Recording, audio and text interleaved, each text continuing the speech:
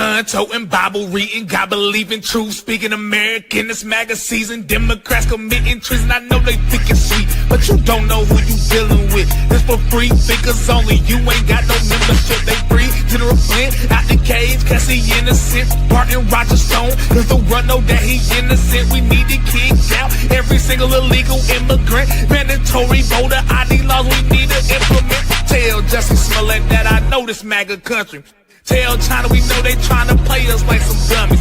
I looked deep into it and I did the math. Why did Obama send money to that Wuhan lab? What is George Soros doing with all of his cash? Why did China take that Harvard guy and drop him a bag? Why is there so much propaganda? Funny you ask. How about that Bill Gates vaccine? Now, sorry I'll pass, cause I'm a gun-toting patriot. God-fearing patriot. Bryson, why they mad? Cause I'm really Navy faking it. Free speech advocate, it's on my mind, I'm saying it. I'm about to buy another gun and ain't nobody taking it. Gun-toting patriot. God-fearing patriot. Bryson, why they mad? Cause I'm really Navy faking it. Free speech advocate, it's on my mind, I'm saying it. I'm about to buy another gun and ain't nobody taking it.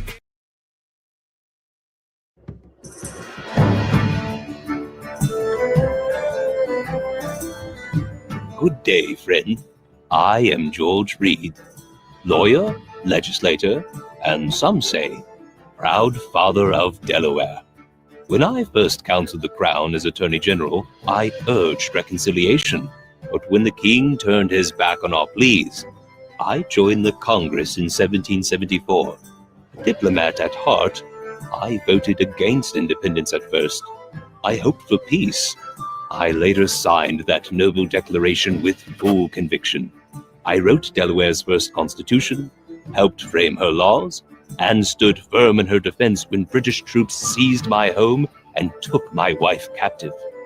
I was on the run for 6 years, yet I did not waver. I was there in 1776 and again in 1787 to frame our new constitution. Small states like mine needed a voice. Delaware ratified the Constitution first, and I was proud to sign it. A nation was forming. I saw it clearly.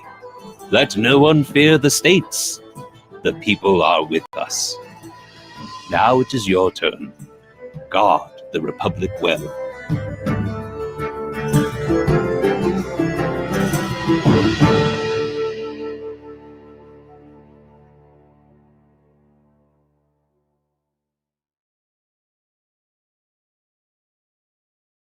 Looking out over our city's lights, time feels frozen. Behind each flickering light is a family at home, where parents work tirelessly to unlock brighter futures for their children. I'm establishing Fostering the Future Together, a global coalition of nations committed to well-being of children through the promotion of education, innovation, and technology. We must safeguard healthy environments for our children, protect their personal freedom, their confidence, and motivation. Work with me to empower children to achieve new heights across our planet. Thank you.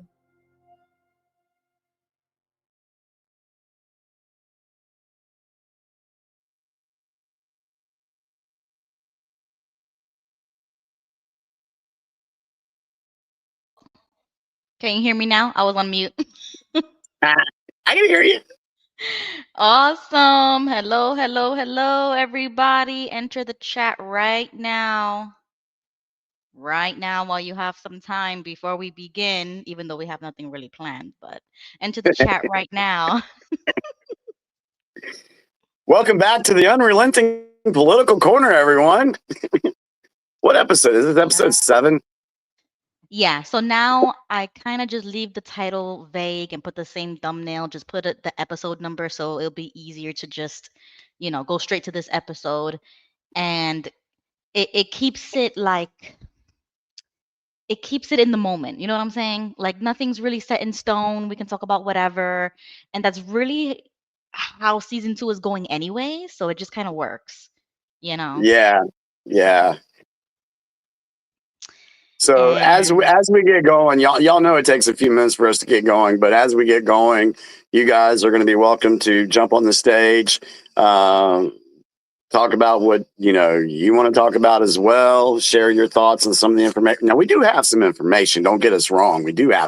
We have some stuff. I'm excited. But if there's a particular subject that you want to question us on, get our thoughts and opinions, feel free to put that in the comments or come on cam.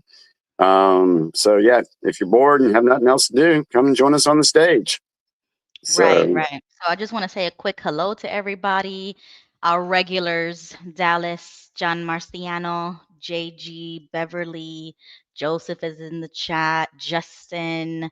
I see a Greg Elliott. That's the first time I see this person, so welcome to the chat. Dehydrated Nurse, Leonard, Susan, another new username in the chat I see here. And this username is called Carl is my cat. And he says that he's just on time. So that's cool. Hi, Mick. Mrs. So Much More is in the chat.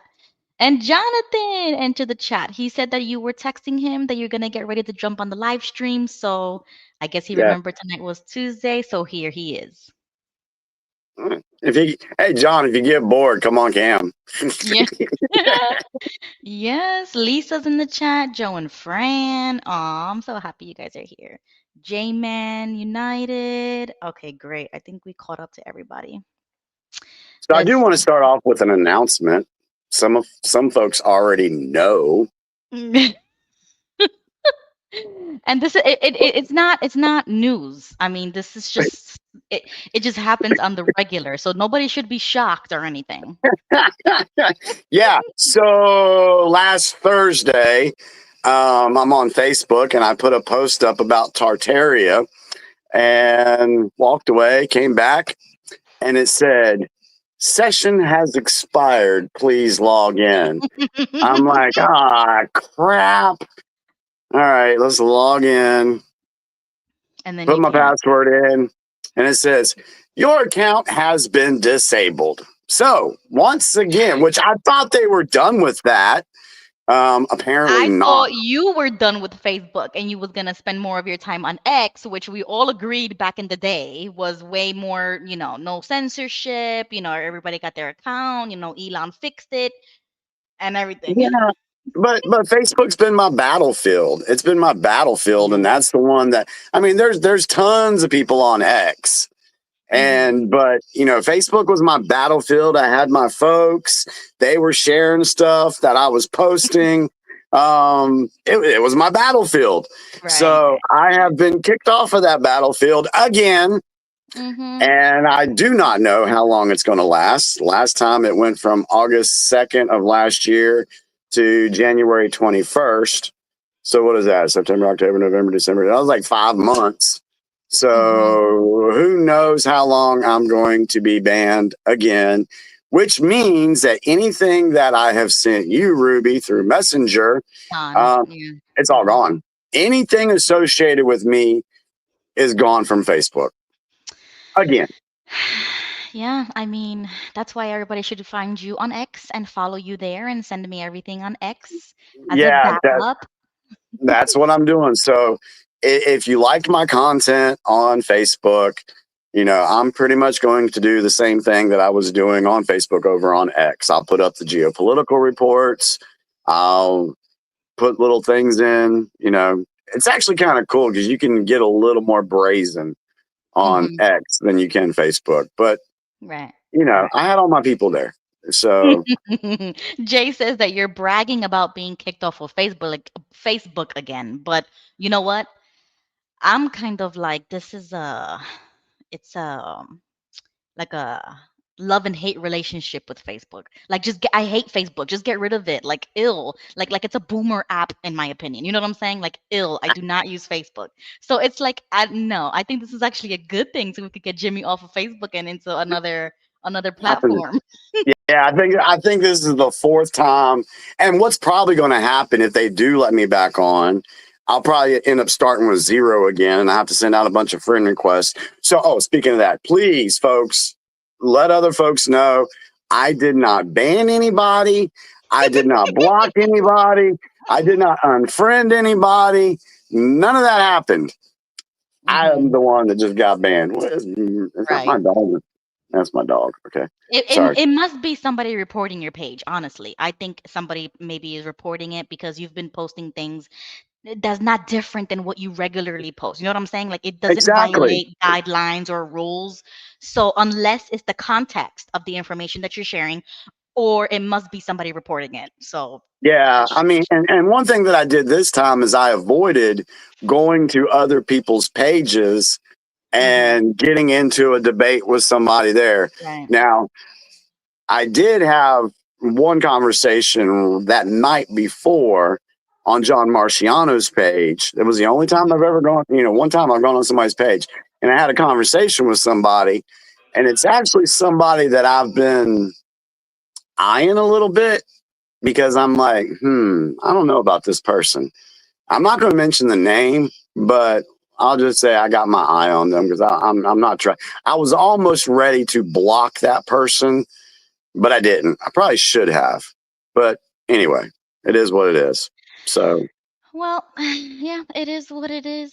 So, we do have somebody backstage, so I will be more than happy to bring him up. So, really quickly, if you can introduce yourself, go right ahead.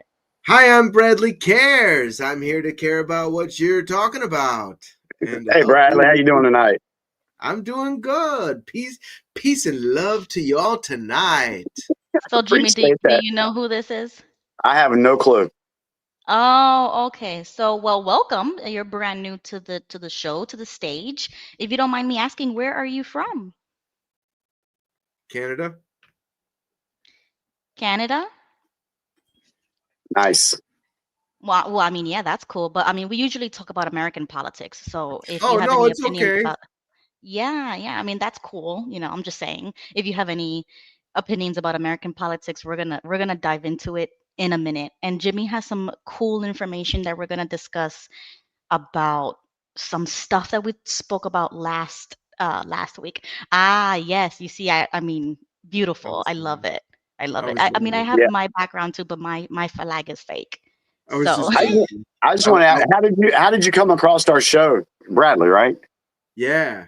Okay. This How did is you come an across? open podcast, right? Yeah. it is. So you tag something on an open podcast. So that's something that anyone can join to have fun and have a good time. Correct. That's what I like to do. So anyone that searches that out will find your podcast. All right. You're right. Awesome. You are so right. So, well, Jimmy's kind of like my co-host, so I usually ask him what direction he wants to go into first because we kind of Oh, freestyle the show a lot. So tonight is going to be one of those nights where it's just very conversational. We don't really debate anything, but we just kind of ask each other's opinions. can I ask a question? How Yeah. many people? How many people have you had?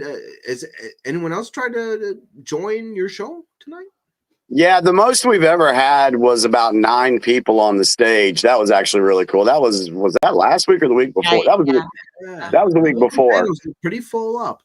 But Yeah, I'm we had about when did you guys start? we started last year, July of 2024. We were on every Tuesday up until about July of this year. We took about a month and a half off. Month off, and then we came back with season 2. Oh, the time though. What time do you guys usually start doing this? 9 o'clock every Tuesday Yeah, nights. we just Okay, went live. So I'm you- so cool you caught us early because we usually stream to about midnight Eastern Standard Yeah, Time. oh, So nice. yeah. yeah, sometimes it gets heavy. See, Sometimes I see, say a lot of stuff. yeah. In season 1, we were going like 4 hours. Yeah. So Okay, we've cut it down to 3, right around 3, because Ruby's got work she's got to do in the morning, and I actually got to get off at 12 tonight too. So yeah. yeah, Mhm. so I got work to do. We got someone else on the stage. Leonard, is Yeah, that so Leonard? Leonard is here. Hi, Leonard. Hi, Leonard. Hi. Thanks for joining the stage, guys. I'm so glad you're here early. I mean, Leonard has is he's a veteran here. He knows us. He knows me. So Oh. nothing I say will really shock Leonard. But you, Bradley, I don't know. So bear with me. Don't judge me. This is No, I don't judge no one. this is a safe place uh to talk about politics. But Okay. really, so Jimmy, I had some bookmarks. Now, those kind of bookmarks were kind of some clips that I wanted to show you, and then I had like some this picture of the Oval Office, what it looked like when supposedly Obama was president, and now when Trump was president, and it's a huge.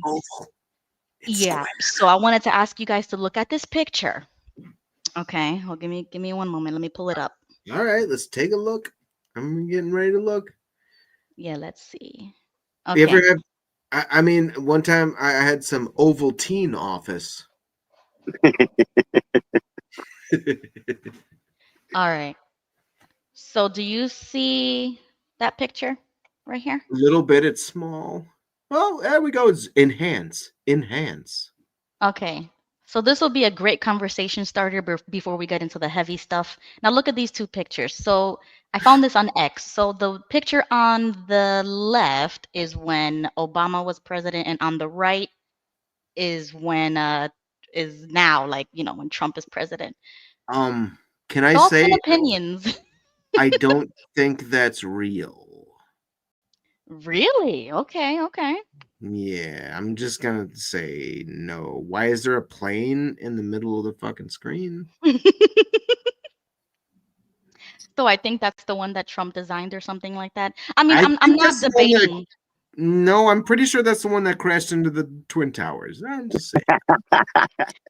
Wow, okay. I think this show is for Bradley. If it was the one that Trump, I think if he's it was the ready. one that Trump designed, it'd be gold.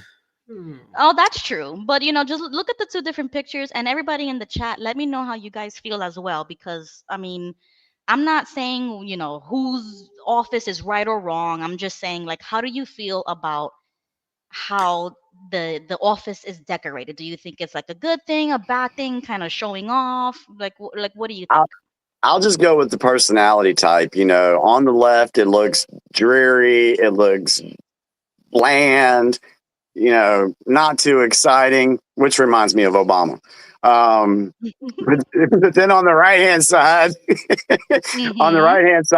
we all know that Trump likes extravagant things. Just look at his hotels, look at the rooms, look at his freaking house. I mean, last week we played the clip where he said that he was offering to help rebuild the UN building, and he was going to give them marble floors. So he likes nice things. There's no question about that. So I saw a video earlier today that showed the Oval Office. It was actually a video going around it, and it looked like that. But Trump did put pictures back up in the wall. He put the Declaration of Independence back up there. He made it his own, and it's his office. He can do whatever he wants to with it. So I think it would be fake. Unless Trump is a part of the Hindu culture. Is Trump a part of the Hindu culture? No. So why does it look like that? Because that looks like something you'd see in a fucking opium den. It is pretty extravagant. It is. I'm not saying it's right or wrong. The Fighter of Truth in the chat says the money being wasted on decorating the Oval Office can be used to help the veterans or homeless. But you know how many other things we can say the same thing. Like, I mean, I totally agree. I'm not saying I disagree. I'm just saying, like Jimmy said, it's a personality thing. They're all gonna change. With each administration comes in, they're gonna change and do things differently. I will say, I will push back on that a little bit, because there was a lot of people talking about the ballroom, and they were complaining about our tax dollars going to rebuild. No, it's coming out of Trump's pocket. He's paying for it. I got big pants, so I have a lot of ballroom. Yeah. Uh-oh. Oh, Lord. How about you, Leonard? Any thoughts before we shift? I'm just. Does it matter to you how the president decorates? It really doesn't matter because at the end of it, you know, he's gonna make change and rearrange any at any cost anyway. So hey, Right. I'm a person. I like nice things too, but I'm just not. I'm just not braggadocious about it. You know, I'm just not gonna just put myself out in the open because Okay. personally, I'm just not a materialistic person. So Okay. I'm just not gonna just spread myself out in the open. But what if that picture wasn't real? Like it obviously wasn't. That plane in the middle of the picture. Why is there a giant plane in his on his desk? Why that's not real. You know, I actually saw in this first term there was a plane, and it looked like the same one On his desk, just sitting in the middle. It was actually, yeah, it was actually in the sitting area to where people were. So there was a plane in the first term. I'll write it down. One thing that we do on the show, Bradley, is when we come up with something like this, I usually write it down and go look it up and come back next week and say, hey, guys, this is what I found. This is where I found it at. I trust my instincts, and my instincts tells me that plane was placed in the middle of that picture. Oh, there was a definite. It's not on anything. It doesn't Yeah. fit into the picture. Yeah, that there's picture's fake. The picture's fake. That's what it tells me. It's definitely what we would call a comm. There's a reason why that's there, and I'll tell you what. I'm gonna write it down and see if I can look it up the answer for next week. Yeah. Call me Bradley the detective, because I'm sorry, when I see something that's not real, I'm a wrestling fan, so you can't bullshit a bullshitter. I'm sorry. Well, yeah, I mean, we value all opinions. I just wanted to see how people would react or maybe not like the way Trump decorates things or anything like that. Just wanted to like get people's opinion about But that. what if it's not real? You can't be asking somebody's opinion on something Well, that's not I real. mean, aside from that, yeah, exactly. Aside from that point, let's just say for the sake of the argument that it is. You think you're going to Trump, get actual live photographs of inside the White House? I mean, they do conferences and stuff like that sometimes. You know, like the media comes in and they show you kind of like what it looks like. Seems like a breach of national security, don't you? I know, I agree. I'm just saying, like the because you know, like when Lalia did Christmas and everybody has such an issue about the Christmas decorations and stuff like that, because she was going all out and everything. That's what I mean. It's like I wanted to get people's opinion of how maybe Trump does things differently. You know, but you have to make sure you're getting the real. Yeah, sure. But that's sure. Well, you can just Bradley, put up a fake picture of some bullshit and get people to say Trump's an asshole because you put up a fake picture about. Okay, true. I understand where you're coming from, but there is. I've said this before on my show, is that I don't really do that. I just throw things out there just for the sake of the discussion and just to get people's opinions. And then, like Jimmy said, we write it down, bring it back next Tuesday and be like, hey, remember what we thought about last Tuesday? Guess what? And then we kind of just give an update. So it's just for the sake of the conversation. Well, speaking of that, let's switch gears real quick. I'm just saying, keep in mind. So last week I wrote down some things for homework, and one of the things was when Trump was giving his speech at the UN, he mentioned that there was a list of 7 wars that he said he stopped. And there was a lot of people that didn't know exactly what the 7 wars were, including myself. So I went and found it, and I wanted to share with you guys what I found. So these are the 7 different wars that Trump was alluding to in his speech at the UN. Now, the information that I pulled this from is from CBS News. So we know that's mainstream media. I really don't like using mainstream media stuff, but hey, I'm going to do it. And you guys can decide for yourselves whatever to believe. So the first war was Israel and Iran.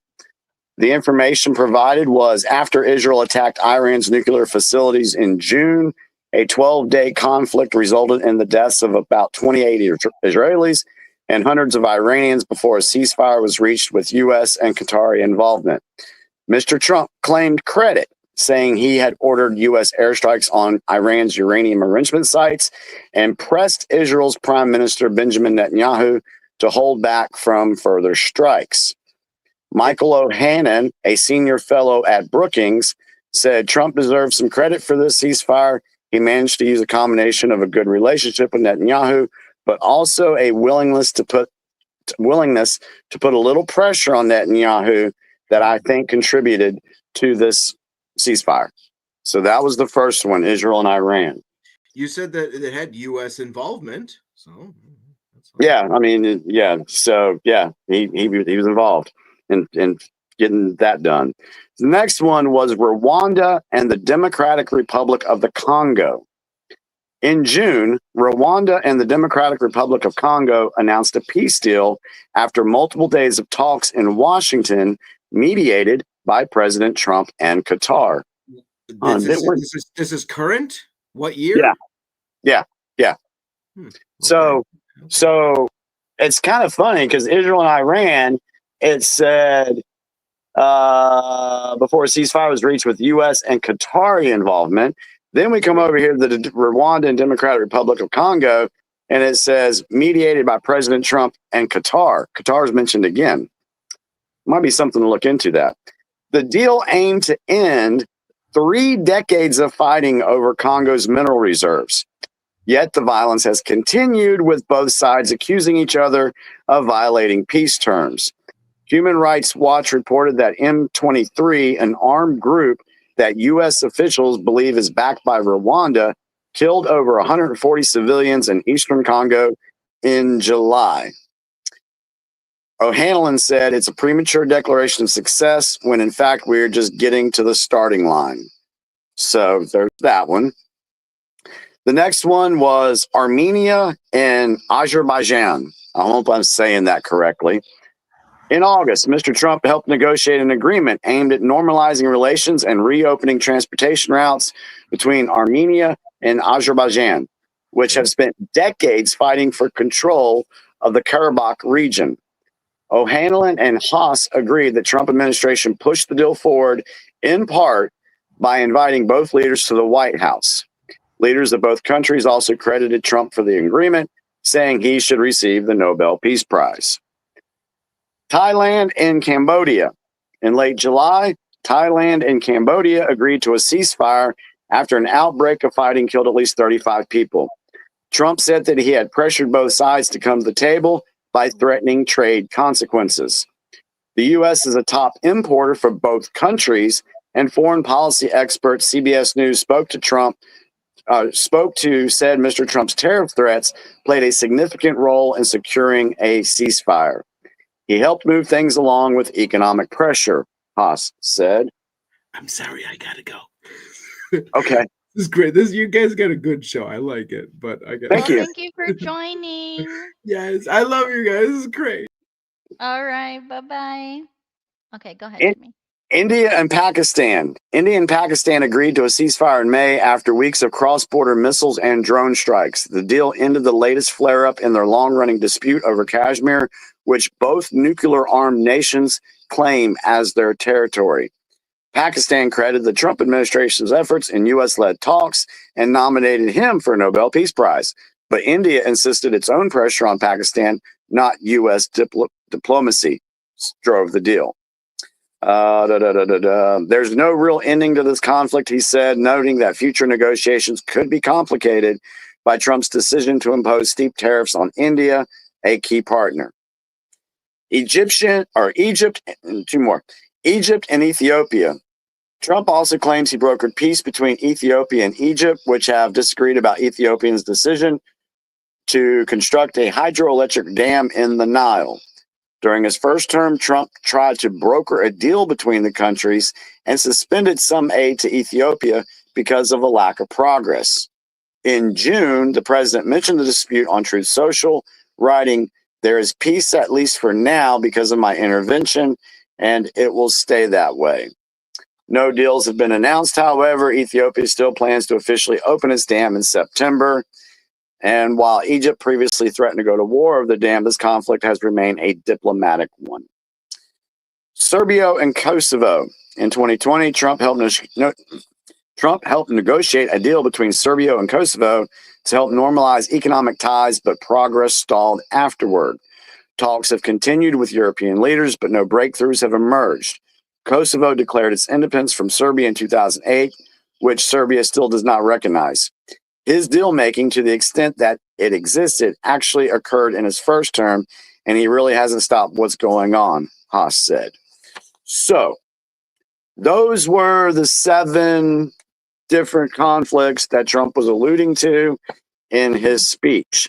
Now, you can go look those up. And like I said, everybody, I pulled this from CBS News, so you know it wasn't pro-Trump. So you can go and look, and if you're interested in, how that deal actually came about, what really you can go look that stuff up. But Right. I did my part. Yeah, thank you, Jimmy. But was that this season, or was that his last administration? Oh, he gave the speech. That was this Right, administration.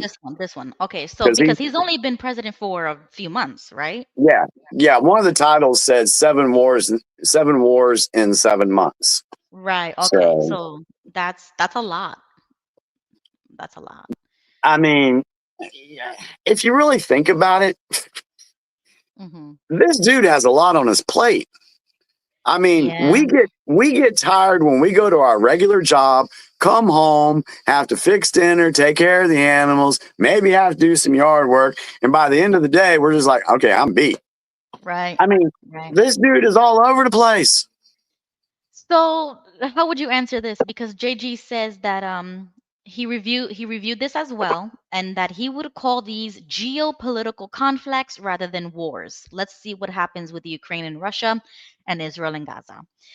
I would agree with that. I would agree. Well, there were some of those. Okay, hold on. Some of those would be just geopolitical stuff. Diplomatic relations, trade deals, things like that. But on the other hand, there were some where there was actually the people were warring and killing people, especially over in Rwanda and the Congo. So, yeah, that was so it's a combination of both. Okay, all right. You guys already know how I feel about geopolitics, so we're gonna move on. Remember when we spoke about Bad Bunny last Tuesday? We touched on it, and I've been seeing a lot of back and forth about whether or not he is gonna be, for the halftime. I don't know. Was it Coca-Cola threatening to like pull their products or something? I think it was Coke. Yeah, I think it was Coke, and then people were making the joke that if Coke does that, then Pepsi will step right in. And that's the problem that I don't like about America. That's probably the only thing I don't like about us as capitalists or capitalism in America, is because when one falls through, the another company will pick it up, or another advertising will pick it up, and the principle's gone. You know what I'm saying? Like, you don't stand up for much when it comes to capitalism. But did you see what Bad Bunny said recently on SNL? Apparently, he basically said, if you don't understand my content, you got 4 months to learn Spanish. Yeah, let's play that clip really quickly, and then I'm gonna read a caption that. Logro de todo, demostrando que nuestra huella y nuestra aportación en este país nadie nunca la podrá sacar ni borrar. And if you didn't understand what I just said, you have 4 months to learn. We have a great logro. I think not, Bad Bunny. So tell me how you feel about that, guys, in the chat really quickly. He says, if we don't understand what he's saying, that we have 4 months to learn Spanish, meaning because he's going to play in the Super Bowl and nobody's going to know a word he's singing. They're just going to be bopping along with the beat and not understand the lyrics. Degenerate lyrics at that. Yeah. It's not just lyrics. It's more than just that. And then we did touch about the culture. We always talk about culture. And I actually saw a clip too. I don't know if you guys seen it. That basically Bad Bunny is a plant. That he is being backed by a man that is some type of position in a different country. in Yeah. their government. Do you Yeah. know about that? Okay. I heard about it, but I didn't mark it or anything. But yes, I have heard that. Okay. So okay, here we go. I have a clip right here. So I'm gonna play it at like 1.5 speed, just so that we can get the information quickly. Okay.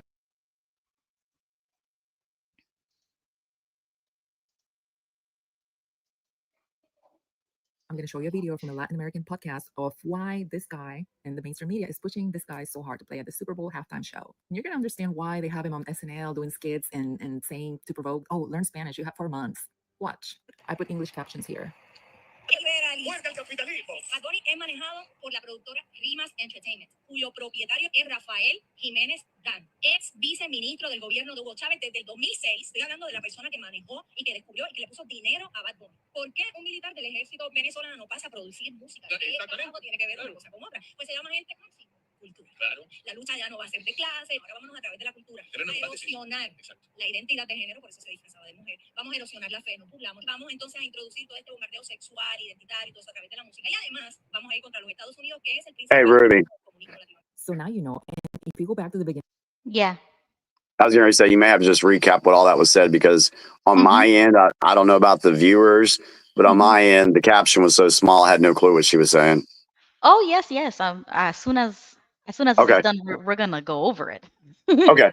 Okay. To Bad Bunny before he was known anywhere, and he was in Puerto Rico making music. This is what he looked like, just like a normal rapper. Kind of cute even, and he used to wear a crucifix. Like, it's so weird. He was even photographed wearing this in 2021. But one day he took off his crucifix and started doing this and throwing hand symbols and wearing whatever that is on his forehead, which we know. So in my opinion, I think he met the wrong people and sold his soul for fame and other things. That's him. Who's that? Ah, interesting. Okay, so there's one thing that I would say is that I don't really judge, people in this kind of position by association. Like, just because he was seen next to Diddy, in my opinion, it doesn't really You mean have to be careful with that. Yes, I agree. Mm-hmm. Okay, so basically what they were saying was the backing behind Bad Bunny, like how he became so rich and famous so fast, like some kid from who knows where in Puerto Rico. You know what I'm saying? Like a nobody. Right. So basically, he was signed or he's managed by an entertainment production company owned by Rafael Jimenez Dan, and he was a former deputy minister of Hugo Chavez government since 2006. Wow. And Really? and that he discovered and put money behind Bad Bunny.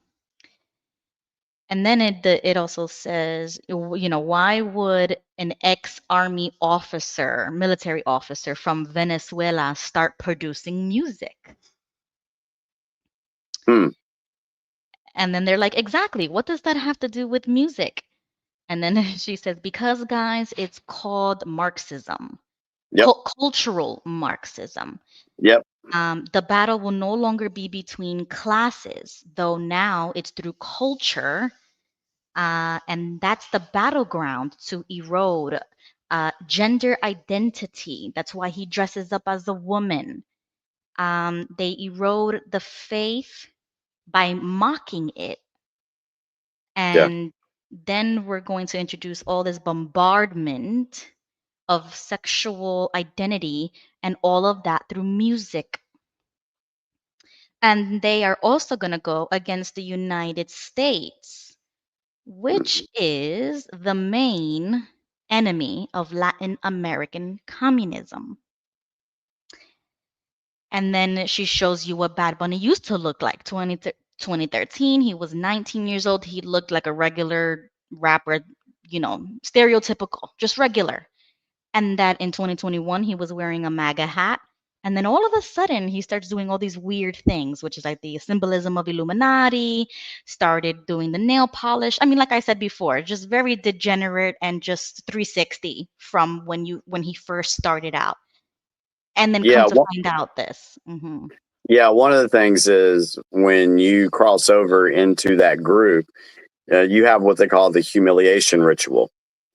And the humiliation ritual entails these people, these guys, dressing up in women's dresses. I mean, you can do a quick search. You can find LeBron James dressed in a woman's dress. There's hundreds of them that are out there wearing dresses, and that is a humiliation ritual in the deep state, Illuminati, whatever the hell you want to call it. So, or he's just playing his part. He's a character, and they sign contracts, and that's probably in it. I mean, it's probably not him. You know what I'm saying? Like maybe he's playing a part, and I don't know if he's doing it for money or fame or whatever. But they all do it for something, right? I mean, I don't really care. I just bring this out because we talk about culture.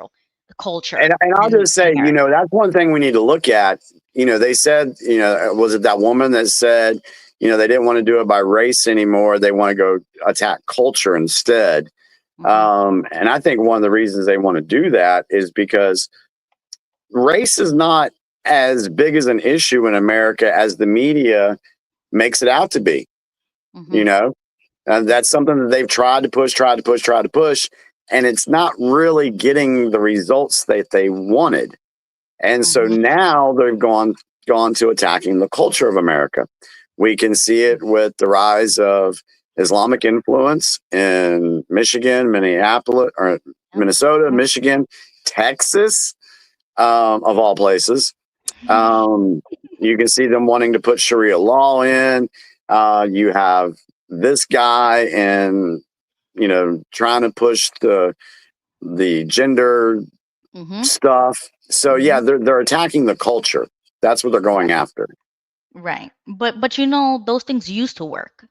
You see, like when the civil rights movement and stuff. Oh, it used to work. It really used to work. And I think that since it isn't anymore, they just come up with something else. Something else more evil, something else more dangerous. And it's going to keep going. The slope never ends until we end it. So this is why I like to talk about it on the show, is because those uncomfortable topics have to be discussed. And we're witnessing it in real time. So this is the perfect time to acknowledge that this is actually happening and to stop it. And it's not something that's just happened overnight either. I mean, you look in Europe and you look at the erosion of different countries' cultures. You look at London and you're going to see a bunch of Islamic folks, which when I was a kid and I thought of London, I thought of Brits and this, same thing in Germany, same thing. Look at France. Right. France is they're about falling. I mean, hell, the prime minister just resigned within the past week. I think it's like their sixth one in a certain period of time, in a short period of time. But he just resigned last week. So France is a hellhole right now. It's nothing like what we pictured France to be back when I was a kid. Right. And I think that's just like an obvious observation. If I want to see French people, I would go to France. If I want to see English, I would go to Britain. If I want to see Spanish people, I would go to Spain or any other Latin country. Correct. But if I'm going to a country, right? I'm a tourist, I'm spending money, I want to go over there. I don't want to go over there and not see what I was expecting, right? So I mean, if I wanted to see Islamic populations, I would go to those countries, right? So it's a global problem done on purpose, and we're kind of 100%. we're on the same page with that one.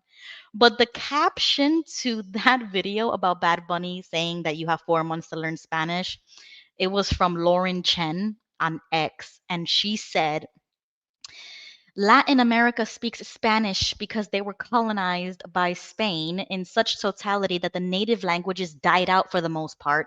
Spanish turning into an anti-colonialist message is truly the work of retards. How do you feel about that comment? All right, that's funny. I mean, let's just say not funny. That's ironic. So Spain, So Spain colonized all those areas when there were people there that had their own language, and it wasn't Spanish, but the colony, that's But I mean, weird. that is That's weird. true, right? That Because is, yeah, Spain had Puerto Rico, and now that language is yeah. prominent rather than the native Taino language that we probably used to speak. Now we all speak Spanish because of because of Spain, right? And now Hmm. he's telling us that we have to learn Spanish now if we want to understand him, Oh wow, right? that's I that's know. very ironic. Yeah, let that sink in for a second. And then somebody else, I think it was Myron on YouTube, he said, well, why don't you learn English to come play at our game? I mean, football, that's an American thing, is a part of American culture. How are you telling us to learn your language? It's the other way around. You learn English. How about you make music in English and come Yeah, play and entertain for us? there was I think there was a political congressman or somebody, congresswoman, that said that the people going to the Super Bowl should darken their skin to confuse ICE. Wow, that's Look, racist. do a quick search on that. See, yeah, Wait, who said that? I don't remember who said it. Okay, hold on. Let me see.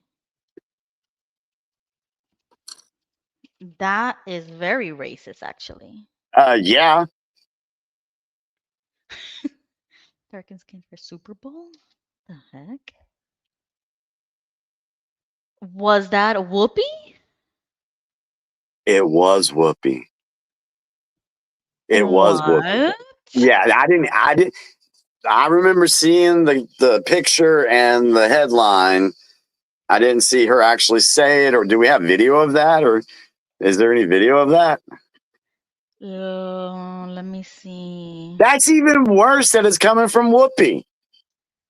Wow. Yeah, Yeah. so this is from the New York Post. It says Whoopi Goldberg bizarrely suggested that Super Bowl attendees could dupe ICE by adopting a Latin accent and tanning their skin. So I That's crazy. apologize. It was. I apologize. It wasn't a political figure. I just couldn't remember who said it. But okay, yeah, Whoopi. Let's see. There's so much shutdown talk. Something different. What do you guys think about the NFL's decision to name Bad Bunny as the Super Bowl halftime performer, somebody who has not scheduled shows in the U.S. because he says that he's worried that ICE is going to come and arrest his fans? Well, look, I know there are many in this room who are very anxious to hear the president's response to Bad Bunny being the halftime show, so I won't get ahead of him. I won't reveal what he feels about this. Next time you all ask him a question, you're welcome to do that. I have my own feelings on that, but that's not what I'm up here to talk about. As far as ICE being at the Super Bowl, as far as I'm aware, there's no tangible plan for that in store right now. However, of course, this administration is always going to arrest and deport illegal immigrants when we find them. If they are criminals, we're going to do the right thing by our country. Kate. Did the president and rest I found it. So she didn't say that they weren't going to be there. Well, yeah, I'm glad I kind of played that because it was on topic, but I think I found the clip. Okay. Okay. Let's see. Anyway, she's threatening to go to the Super Bowl when Bad Bunny is there and round up all these people that are illegal immigrants. Do you think that she would go if it was Garth Brooks or Eminem or Taylor Swift or any other white person? Let me understand what you're saying, because she's going to go to the Super Bowl and round up. How's she going to know who's who? Because the Supreme Court has given permission to question anyone who has a Spanish accent, who has a dark skin. Yeah. So here's That's why. Here's the thing. Everybody get a little cocoa butter, sit in the sun. That's the first thing. and this is the only time you can probably ever do this. Give yourself a Latin accent. You know, Whoopi, that is And such a just good see idea. and see if she can tell who's who. Oh, wow. Wow. Now let's Yeah. reverse. Let's change it from Latin and let's say it was black. You know, would it be okay?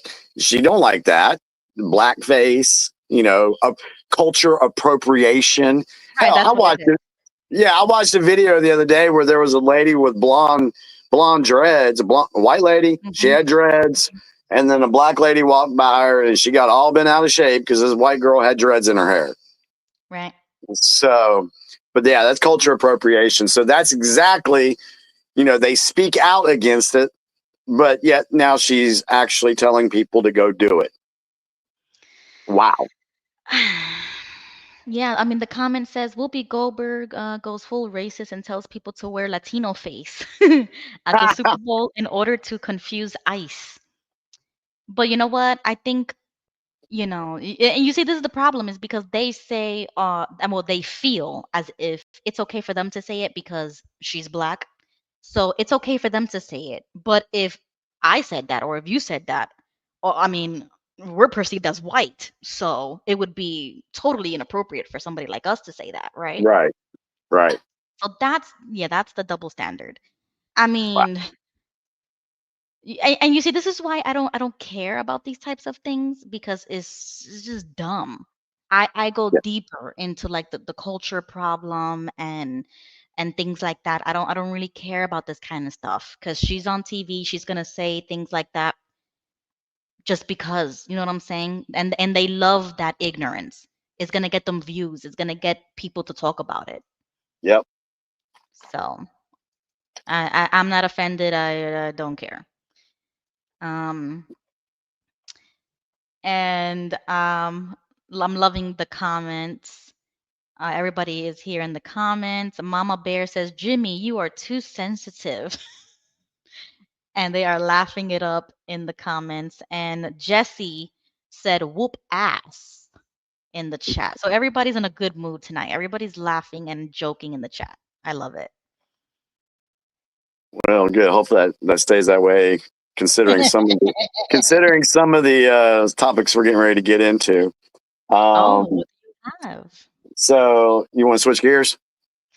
Yeah, I mean, Uh, what you got? All right. So let's start with something shorter. Go over to our X. Mm-hmm. I think it's X. No, just go. Did I do it? Did I give it? Go to my X page. I think I sent it to you. But go to my X page. Okay. How do I? All right, hold on. Oh wait, I did send it to you in our DMs. Okay, so you want to go to the DM? What? Yeah, And go to what? our DM. It should be the one with Jeffrey Epstein's picture. So last week we had Bo come on here and talk about the Sophia doll. And so I did find a clip that some folks were talking about that. I wanted to play that for you guys. Bo actually sent me the clip. I had to refind it because he sent it to me on Facebook Messenger, and well, that just went away. We were going to talk about the history of the name Sophia. However, I did go and look that information up, and it would actually go into a religious, spiritual conversation about the what the Gnostics were saying about the name Sophia and what she actually represents. So, if you're interested in that stuff, go look up the Gnostic meaning of Sophia. It'll take you down one hell of a rabbit hole. Okay, Yeah. so let me show you. Well, let me tell you because I don't think you could see it if I put it on screen. But I have a post that you sent me about a secret CIA memo, 1967. I don't think Okay, that's it. that's not it. That's not it. Yeah. Well, we're gonna get to that. Okay, then I see a post of just a YouTube link. Try that. Okay. I know. I thought I did post it on my X page. Yes, So that's it. It's it. okay, cool. Got it. So Okay. this is information on the Sophia doll. You want to watch the whole clip? It's about 5 minutes. Yeah, that's fine. Okay, perfect. speaking of Epstein there, something I found was fascinating actually was I seen you talk about it on Sean's show actually quite a couple of months back, was the AI dolls with Epstein. I mean, go down that rabbit hole a small bit, because that's mind blowing for some people. So when Epstein wasn't blackmailing prominent politicians and heads of industry, he was interacting with a lot of scientists, and I'm sure he was blackmailing them too. But one of the things he was definitely doing was he was financing them. He would give money to a variety of different organizations. He gave money. He gave $30 million to a guy named Martin Nowak at Harvard for him to start an evolutionary biology program, which looked at like game theory on population structures and things like that. And it's like, that sounds like a nice way of saying, let's examine eugenics and depopulation. When you talk about game theory on population, if we do this to this society, it will have what effect? Oh, if we did that, how many people could we eliminate? And all these things. So one of the things that he financed was a guy named Ben Goertzel. And Ben Goertzel is a hardcore AI scientist guy. He started a company called Singularity.net, and he's involved in robotics. He was the co-founder with Hanson Robotics that built the Sophia robot. Now, the Sophia robot was this AI sort of female-looking human robot that had like the back of the head was kind of opened up Terminator style, where you could see all the circuitry and everything. And it was about 2 years ago or so, when this was all in the headlines, but Saudi Arabia granted citizenship to Sophia, the AI robot, in some PR stunt and everything.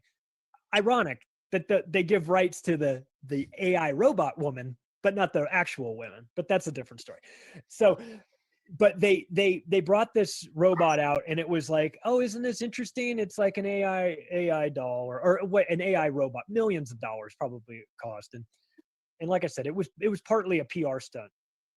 Well, but Ben Goertzel, one of the co-guys that was doing it with David Hanson Robotics, he also has his own thing going on.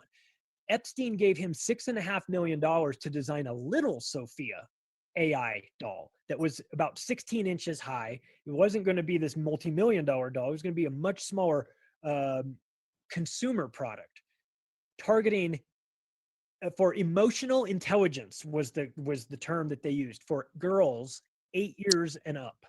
So what this doll had in it, you ever see that movie The Game with Michael Douglas and Sean Penn, where they've got that robot clown that they put in the corner that's eyes are actual cameras and it's watching everything? This little Sophia robot doll is like that. Cameras, Wi-Fi, microphones, geofencing, tracking, and it's recording all its interactions with these girls for emotional intelligence. So just for a minute, allow your mind to go to this place where the scientist who's funded by Jeffrey Epstein is creating these interactive dolls that go into the bedroom of some little girl that records what she's saying, watches what she's doing, feeds this information back to some system somewhere, some mainframe computer that analyzes it. They've got a geo tracker on it so they know where this kid is. What's to stop Jeffrey Epstein from getting together with his sicko friends and placing orders for little kids to go kidnap them later? I mean, there's nothing. You would have all of this information. You could literally open a catalog of kids that you wanted to abduct. Now, if Hasbro or Mattel or Disney, well, maybe Disney's the wrong example, but if one of these toy companies wanted to make a doll like this, I might be able to get on board with it, because I could say, well, it's sort of it's the evolution of dolls. I remember Teddy Ruxpin back in the 80s was this doll that talked and everything. And it might just be like, the third generation of that, where it's like, not only does it talk, but it'll listen to you and it can communicate. I could maybe get on board with that. But the fact that Epstein's behind it, you have to ask, what was the plan? What was the plan for this? And that is something that is very real, that is happening. So he was taking money to finance these people, and you wonder what the agenda was. You know he's working on depopulation. You know he's tied in with all of these guys. So what you think about that? That's scary. That's scary. And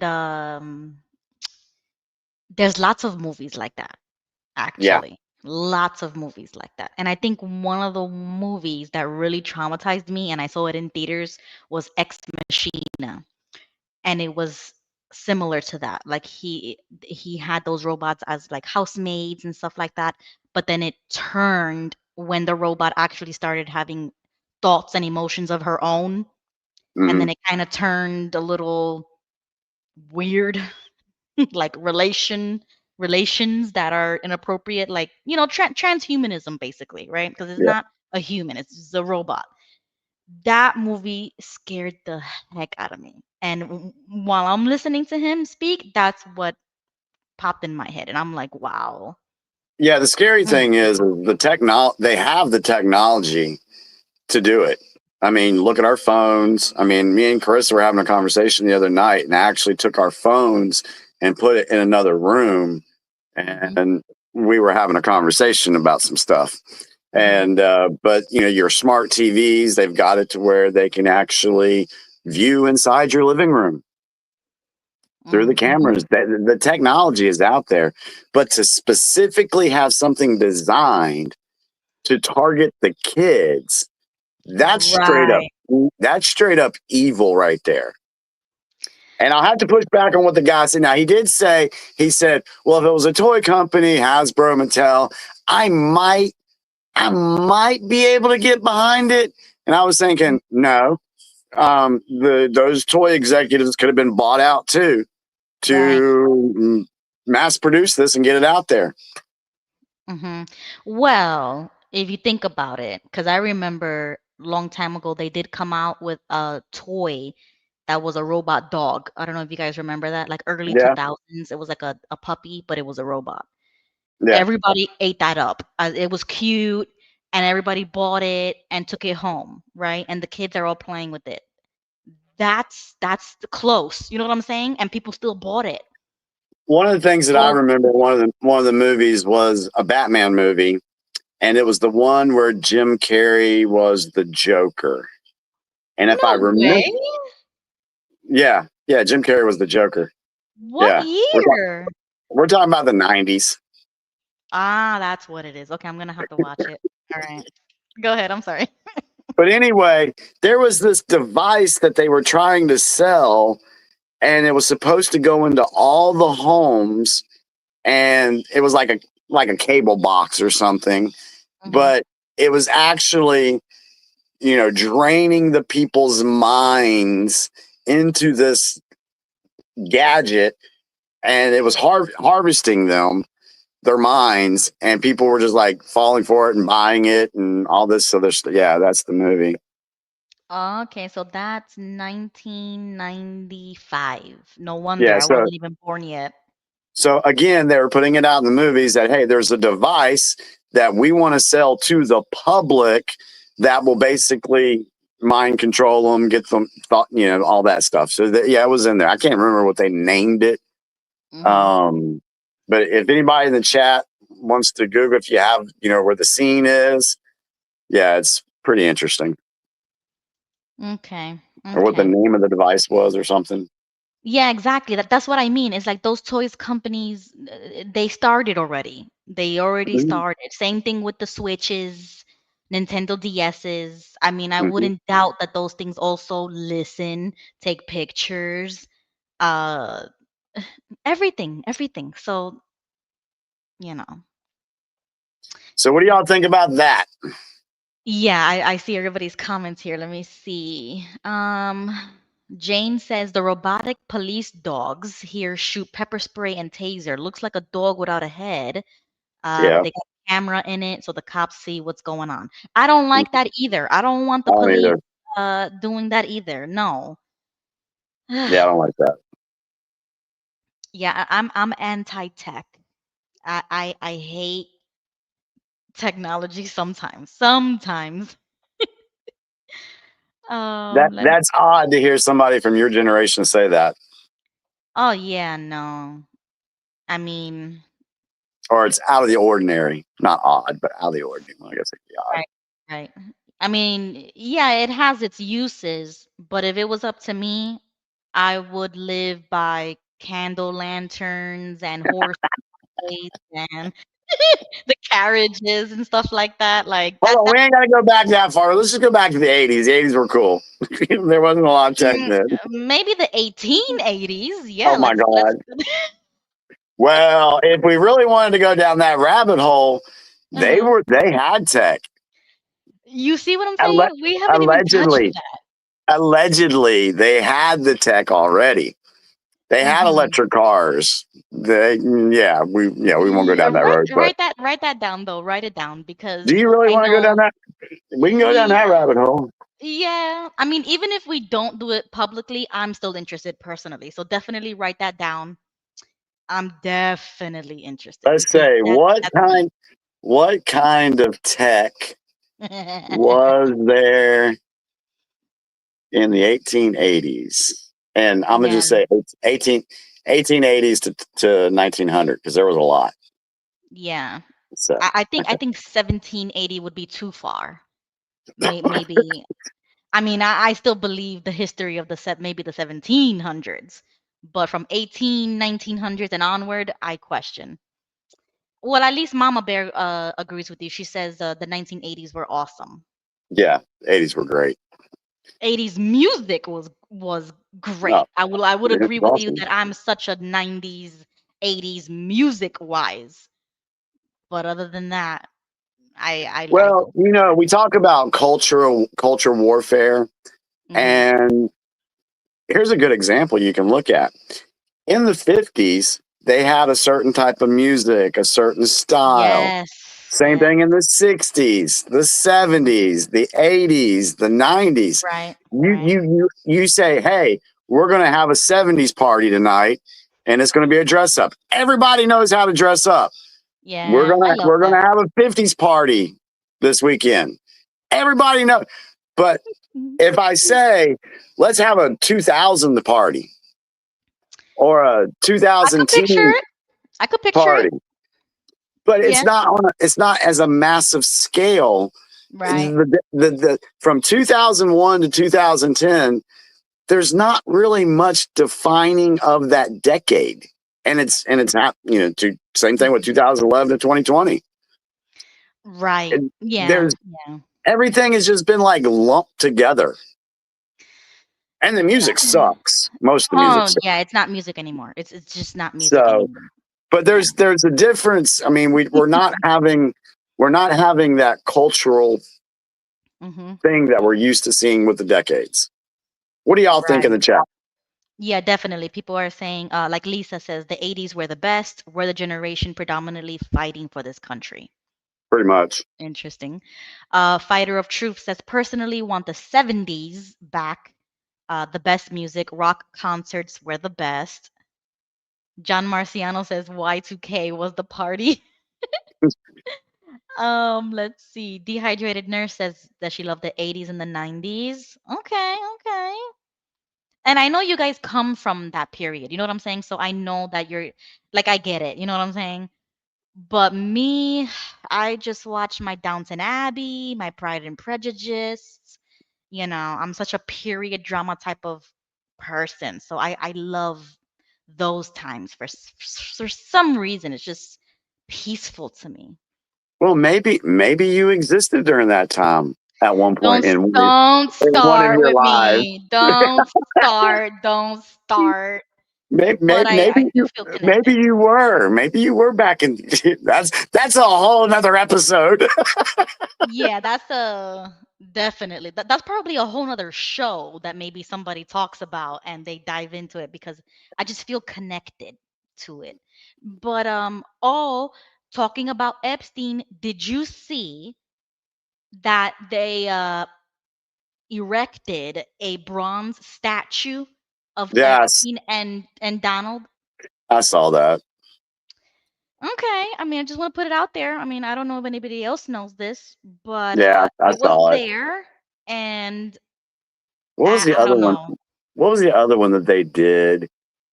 Oh, it had something to do with Trump. There was another one. Or maybe it was Nancy Pelosi, a statue of Nancy Pelosi. I don't know. Oh no, that was Tina Turner. No, I can't. There was one that was making fun of somebody back in early 2020. Right? I can't remember what statue it was, Oh, but really? yeah, they do this kind of periodically. They put up statues in that little area, and yeah, they make the memes come alive. I can't remember. Yeah, Whoops, so sorry. Okay, so I mean, I did see recently that they put a statue of Tina Turner, and everybody was talking about it because of how disgusting it looks. And I don't know why this keeps happening. Are they doing this on purpose as well? Because I don't think it's that hard to design something nice and to put it, like as a remembrance or a memorial of a superstar or anybody. Or are we being pranked? Like in the real world? Like are they laughing or something? Like is it a joke that I missed? honestly, just my personal opinion, I think it's just like people putting on performance art, putting up their opinions, making these things. But you don't remember the Martin Luther King one, and then there was another one that it was just arms like that hugging, and it looked disgusting. Like a big Like turd. yeah, remember that's what Yeah. I'm saying. Like why do they keep doing this?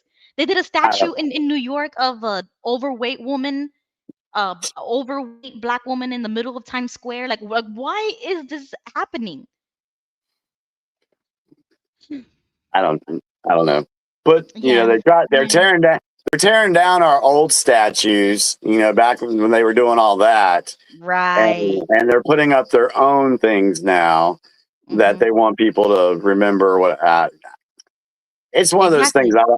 I don't really pay much attention, but I know it's Yeah. happening, but it's like whatever. Okay, I guess so because I don't. I mean, It bothers me. it is freedom of expression.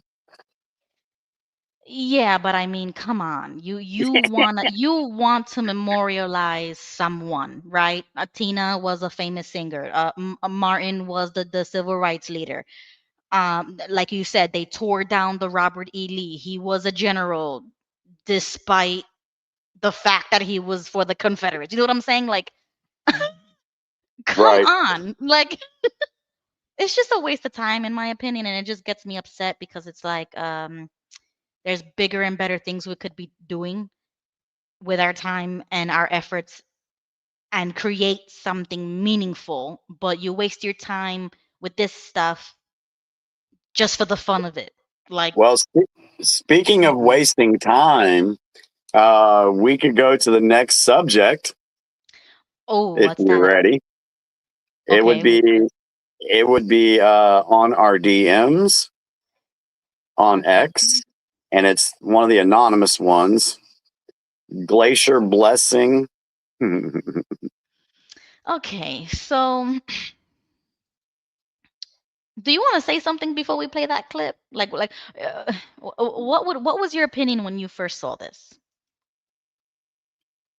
It's a show. It's all a show.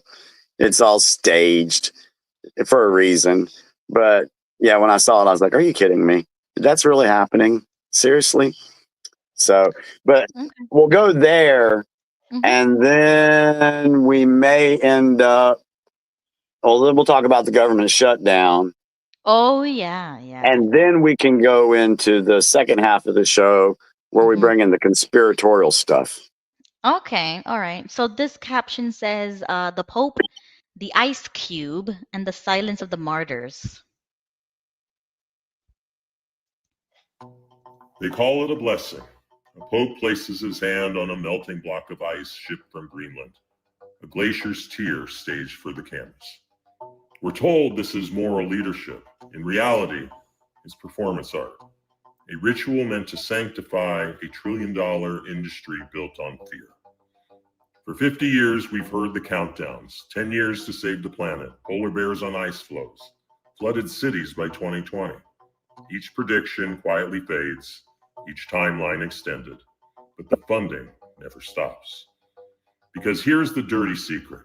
Most mainstream client science is funded by the same governments pushing carbon taxes and global controls. Professors live on grants. Agencies write the checks. And the easiest way to keep those checks coming is to confirm the crisis. Those who question it are exiled. Judith Curry, former chair of Earth Sciences at Georgia Tech, walked away calling climate science a consensus enforcement machine. Leonard Bankston, one of Europe's leading climatologists, faced such backlash for joining a skeptical think tank, he called it unbearable. And MIT's Richard Lidson said it best.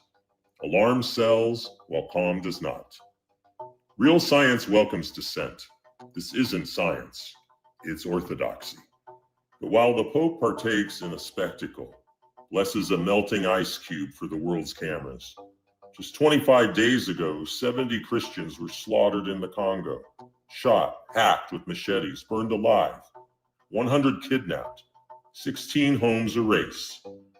The Pope offered prayers, a telegram, no cameras, no ceremony, no global call to action. And that's what's so disappointing, that the leader of the world's largest Christian church could find grandeur in blessing ice, but not urgency in mourning martyrs.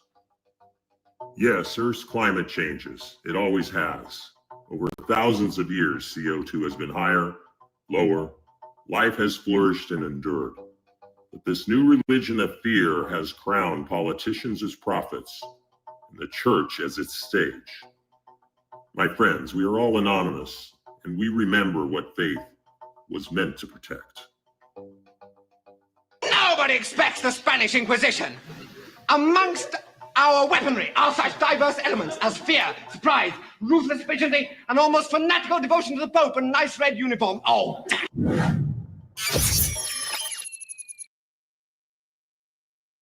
All right, what do you think about that? So, I don't really have a concrete opinion about the Pope in a religious sense. Okay, Yeah, right. I'm still learning about that. All I know is that I don't agree with it.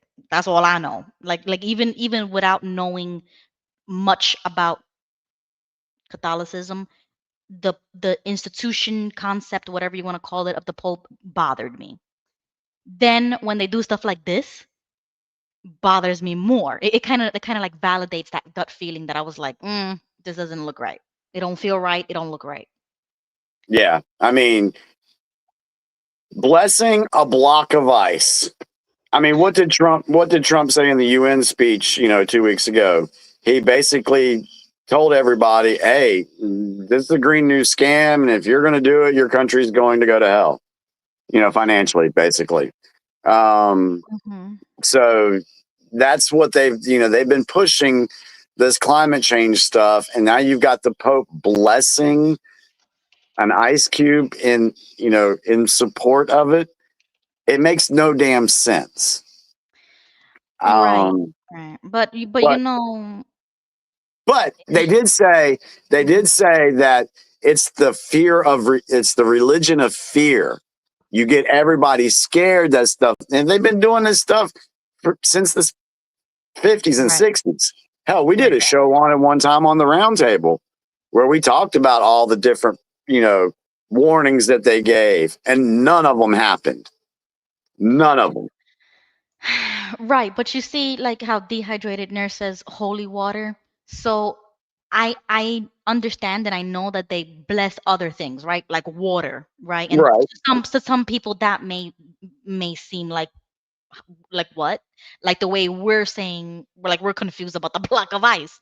So I'm gonna have to dig on this one. You've given me something to ask my what you call them, acquaintances in the church, because that's very interesting. Yeah, it just looks like he's supporting an agenda that's not beneficial to mankind at all, and it's a freaking hoax, full of money laundering and all that good stuff. What was the second part of that? The second part being, the fact that, this guy is supposed to be the head of the Christian church, but really doesn't say anything about the Christians getting slaughtered in the Congo. I was just about to say that. It's like, why are you in front of the camera with a block of eyes instead of actually going to that country to Or do a press conference. Yeah, or to, I mean, okay. Or video. But wouldn't it be so much better if he actually went there in person? Oh yeah, that'd be yeah. Hugged them, visited the church that this happened to, prayed for them publicly, do like a global plea for prayers or something. Like that's what, real or fake, I would still appreciate that at least. I wonder, and this is just how I feel about the hardcore Christians, especially the ones that, continually support the government of Israel.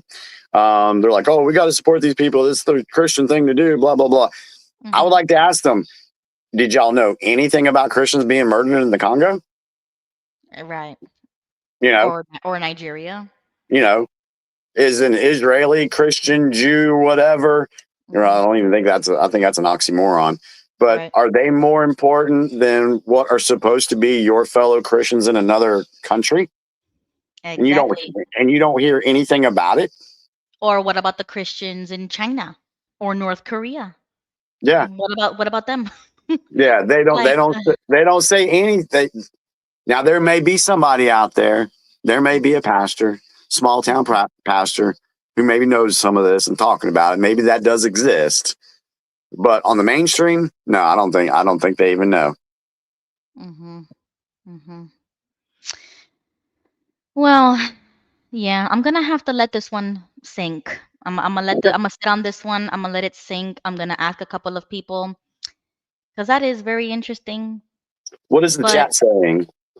So let's see the chats. So Lisa says the war on Christians has been going on for centuries. Yep. Nurse says they treat the Pope like he's God. Mm-hmm. Fighter says all organized religions are bad. Personally, I don't believe in a man in the sky being extra W during the 75 BS. Don't need it. Aussie in the middle says, and who is slaughtering those Christians? Good question. So that would be kind of a homework tonight. That's a great question if anybody wants to dive deeper into that story. Your daddy says, send the vice pope. It's sad. And Fighter has commented this more than once that the Spanish Inquisition killed millions in order to convert. Oh yeah. Right. So that's another history rabbit hole to go. And I haven't gone down that one yet. So I'm going to write that one for myself as well. Yeah, let's write that down. And Fighter also says, what about the 7 Mountain movement in America who only want a pure white people in America? I haven't heard about the 7 Mountain movement. I haven't either. I'm writing it down now. Yep. Okay, we're going to write that down. 7 Mountain movement. Question mark. Okay. Okay. Yeah, that's interesting. Do y'all like that we take notes and come back later and try to bring the information back to y'all? I do. Let me know what you guys think in the chat because this is the source that I like to dive into. I like to get information from other people. I don't like just Googling it myself, you know, or like just doing it randomly. I like to be in a conversation with somebody in real life or here and hear something or notice something and say, hey, what? Like be genuinely curious into what somebody's saying and then look it up. That's the way I love to look into things. All right, so we did that. Now, because we talked about Sophia and we talked about the AI stuff.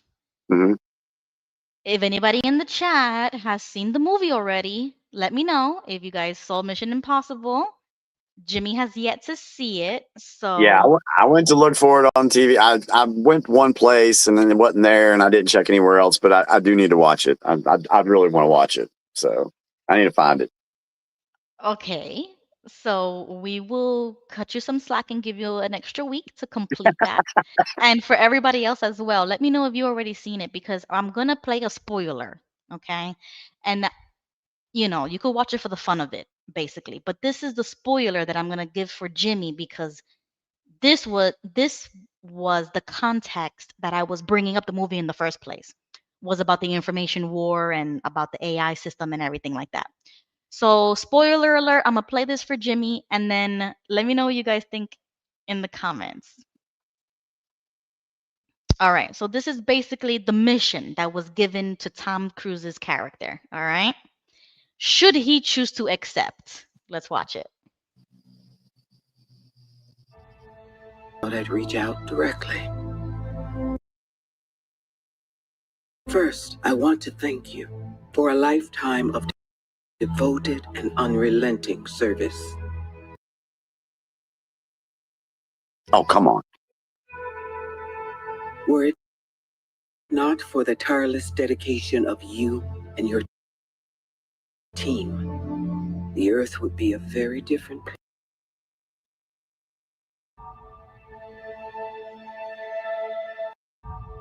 On your hands. Holy crap! I gotta watch that movie.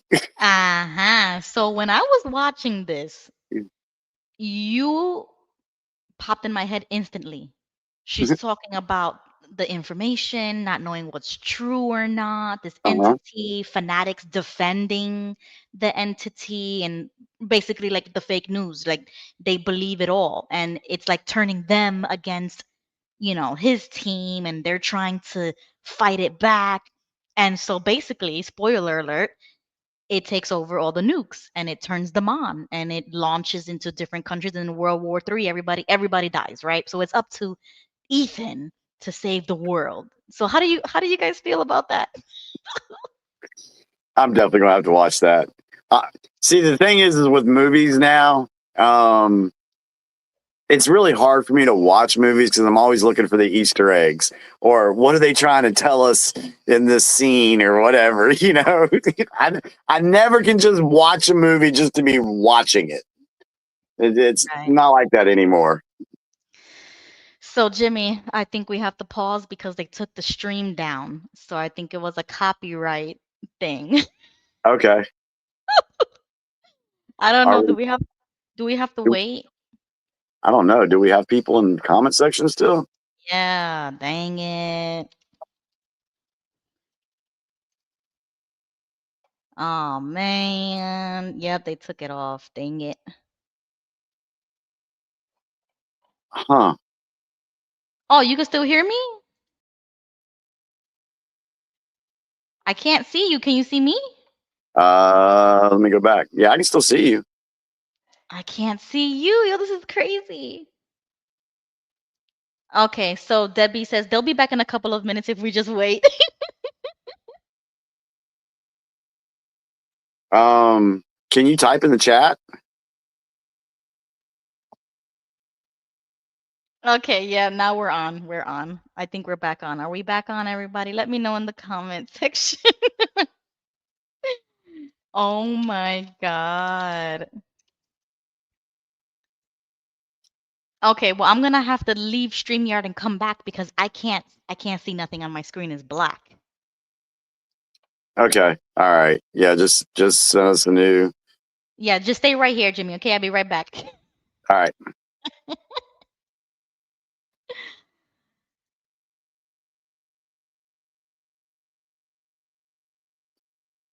Can anybody see me? I'm your daddy. Deep state, fighter truth. I thought the entity shut you down. I see and hear you both. All right. All right. So I think we're back. Yes, we're back. You could see me. I could see you. Everything's good. Let You me can hear see. me Yeah, I can good. see you now. Okay. All right. That was weird. It was the copyright. Yeah. So yeah. So I mean, they'll probably take it off and But at least you guys got to see it. Whoever was here live had it live. So the entity is watching us.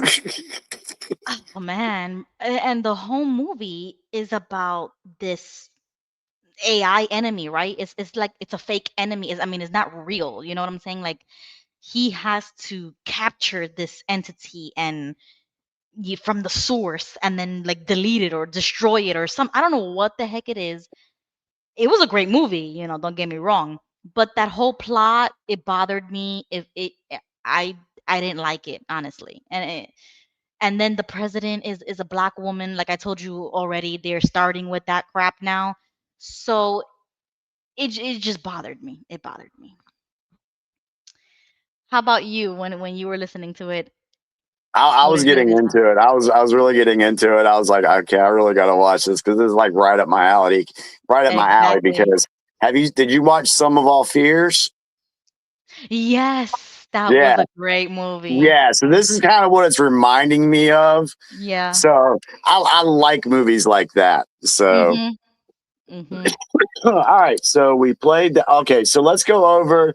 Let's switch gears. Go to the our DMs on X, and let's look for the one by Melissa Redpill, and then we're gonna discuss. I think it's another anonymous thing, but Oh, talking about is this conspiracy? Should I play my? no, not yet. No. Not This is yet. about Okay. yeah. So this is legit stuff. This ain't conspiracy yet. So Okay. after this, we're gonna get into the conspiracy stuff. Okay. All right. So I have to share my screen. You see, guys, if you don't watch live with us, you're not gonna have all the fun of the stream getting blocked, of us having technical issues. So if you're watching from the future, you're probably gonna get skipped to this part.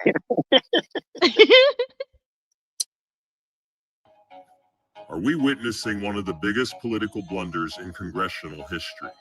Senate Democrats refused to pass a continuing resolution, a routine measure that keeps government open while negotiations continue. Instead, they chose a shutdown. Led by Chuck Schumer, but forced by the radicals in his party, they believed this would hurt President Trump. But here's the mistake.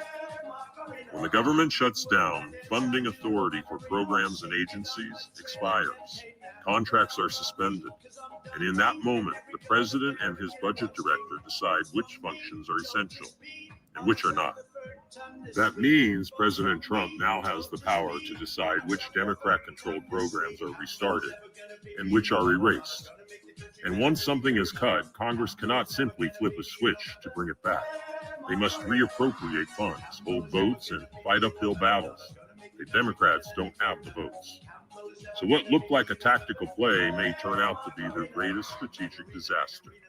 They gave Trump the very tool he needed to slash programs they've guarded for decades, legally, and with the full authority of the shutdown. The only question now is whether these cuts will be temporary or permanent. This is what happens when arrogance meets strategy.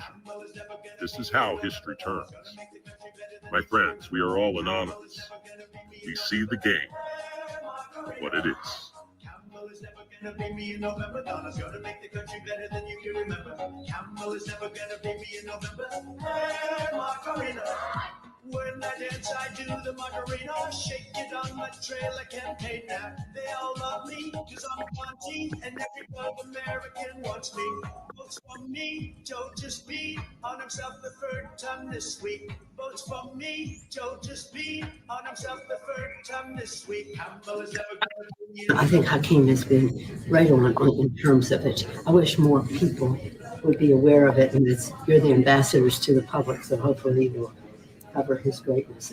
Speaker Emerita, there was a thought from the Republicans that AOC is directing this, and she said that senators are welcome to go to her office directly. Is she driving that? Why are you saying such a ridiculous thing? I'm just quoting what AOC said. She said go to her office directly. And I saw some Republican members of Congress saying, oh, well, if we have this shutdown, it's because of AOC. Well, if that's the case, my office is open and you are free to walk in and negotiate with me directly. Why are you saying such a ridiculous thing? Don't you ever let anybody take your power from you. You have the same power that you did before November 5th. and you have the same purpose that you did. Just the last part was funny. Yeah, that probably is gonna get taken down too because of the music. So it's like everything we try to do, YouTube isn't gonna allow us. So So, what did you take from the government shutdowns today? Did it explain more to you what's going on? yeah, actually, I totally agree with it. Actually, I'm actually happy that there's Oh a yeah. shutdown and there's gonna be. I mean, hopefully, this would be the moment that they do that. Exactly what it was talking about, kind of cleaning up and not putting, putting back what they actually want to put back, that he has the power to reinstitute whatever was taken off. Yeah, after if the government shut down for 61 days, then whatever programs that they defund or eliminate, that's permanent. Okay, right. So we'll see if the government stays shut down that long. And I know they keep trying to say, or at least the mainstream media and the people out there that don't understand what's going on in this world keep trying to say, oh, the Republicans just shut it down. No, it wasn't the Republicans that shut the CR, the continuing resolution, the CR that they have was pretty much the same one that the Democrats did vote on to approve 13 times during the Biden administration. So it's nothing new. The Democrats they're pissed because of what Doge did, cut funding for their programs, cut USAID, they cut money for healthcare for illegals, all this stuff. And that's what they're fighting. That's what they want back. That's what the public is being sold right there. So, but behind the scenes, like we talked last week, just to recap, is they're thinking that if ICE agents and Border Patrol agents aren't getting paid, they're not going to show up at their job. The kicker is when the government does reopen, as long as those agents did what they were supposed to do, they will get their back pay. Now, if they do, so what they know the judiciary, they're trying to stop the deportation of illegal immigrants. So they know by going through the judiciary, that hasn't been working for them. So they figured, hey, let's try this. And that way, if they're not getting paid, they're just going to stop deporting people. Well, that's going to fail too. In the meantime, Trump has this power legally and constitutionally to be able to cut these programs. Yeah, he's finally using the law and the Constitution to his favor to get things done. Because the other side, I kind of felt like that's what they would do. They would weaponize things like that, or they would use a loophole or something. You know what I'm saying? And it's like, why do those loopholes still exist after 50 something years? After 40 something years? And they try to say, and this is one thing people don't understand. Well, the Republicans have the majority. They could just open back up the government. Not in this particular situation, because you need 60 votes for it to pass. There's only 53, so there needs to be 7 Democrats that vote to reopen the government. They need 60 votes.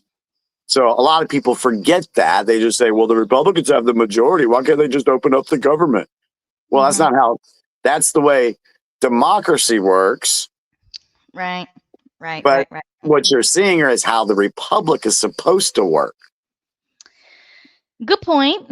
So really quickly, I want to play this clip for, this was posted on X a few hours ago, saying that the White House just announced that the Women and Children's Food Program will not be cut off while the government is shut down.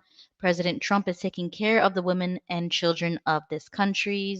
Thomas, breaking moments ago, more than $200 billion coming into the coffers in tariffs, and now we're learning where some of that money will go. The White House has just announced that the Women and Children Food Program will not be cut off while the government is shut down. Some of the money will go to make sure that that program is kept up and running, according to White House Press Secretary Caroline Leavitt. We will see you back here tomorrow with more of the story.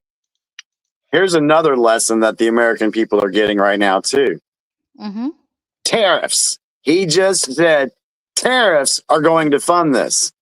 And we spoke about this in season 1 of the Unrelenting Political Corner, and we did a whole video about the finances and how it works, how it runs, what this means for our country, the decision that was made to put those tariffs on these countries, and I've noticed it, and this is just another proof.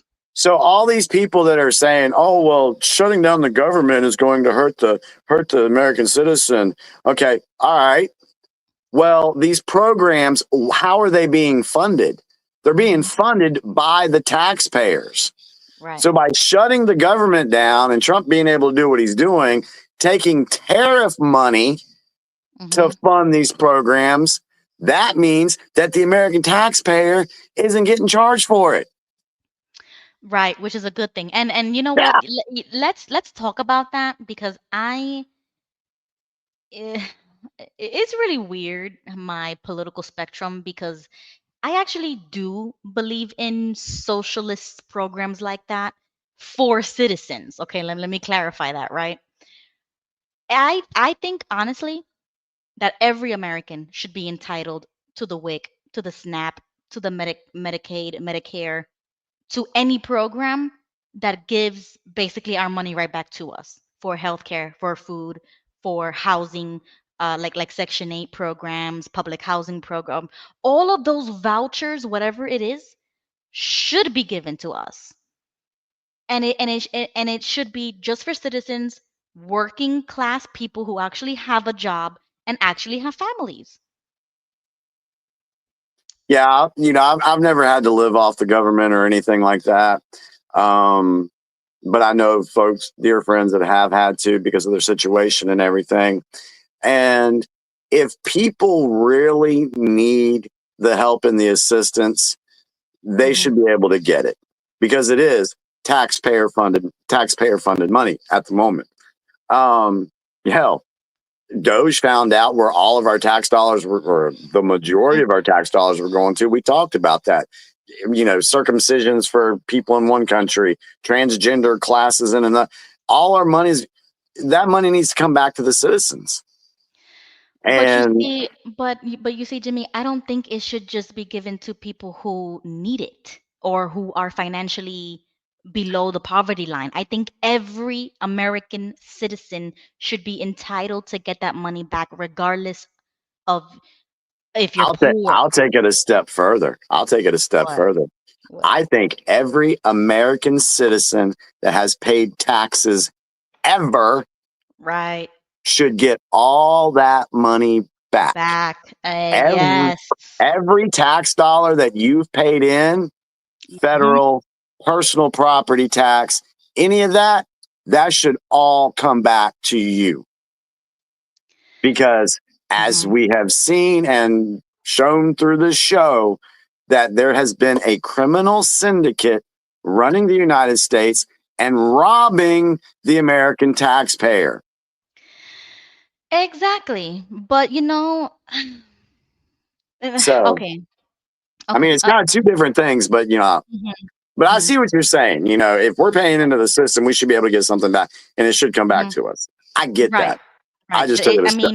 I mean that it shouldn't be advertised to either people who are under the poverty line, or that because you have to be dependent on the government, like that stigma or that mentality that you're not independent, or like you're not working for yourself. It's like it should be to us. We should be entitled to that. The government should be taking care of us. But let me ask you this, Ruby. Let me push back a little bit on that. Where does it say in the Constitution that that's the government's responsibility?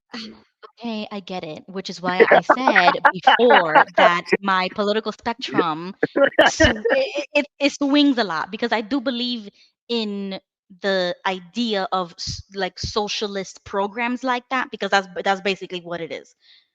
But you see, it is targeted to poor people. It is targeted to single mothers or teen mothers, or you know what I'm saying, like people who actually need it. I get that. That's actually a good thing. I'm just saying, like, I'm in support of it. I'm just saying that it shouldn't just be for those types of people. It should be for all of us. It should come back to I us. think if our country is being ran constitutionally, financially, economically, everything like that, I don't think we would have the issues with Exactly. needing those programs.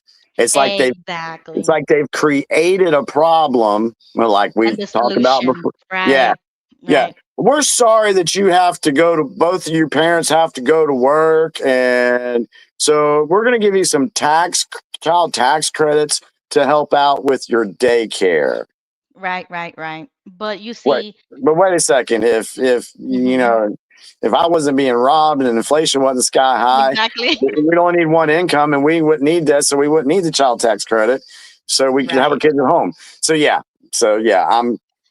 I'm a yes on both sides. I believe in both sides because you know what? When I had to make use of those programs, I was 18 and I had a 1-year-old. So I was a teen mom, right? And I remember, and this is what really opened my eyes too. I wasn't political. I was like, brainwashed still and everything, right? I was green, right? I was a square. I went into the local WIC office in New York City. I was the only English speaking American citizen in that office. And that's when my eyes were opened. I'm sitting there, nobody is speaking English. And yeah. there was a lot of people there. It was like 20, 30 people with a bunch of children. It was not a good experience.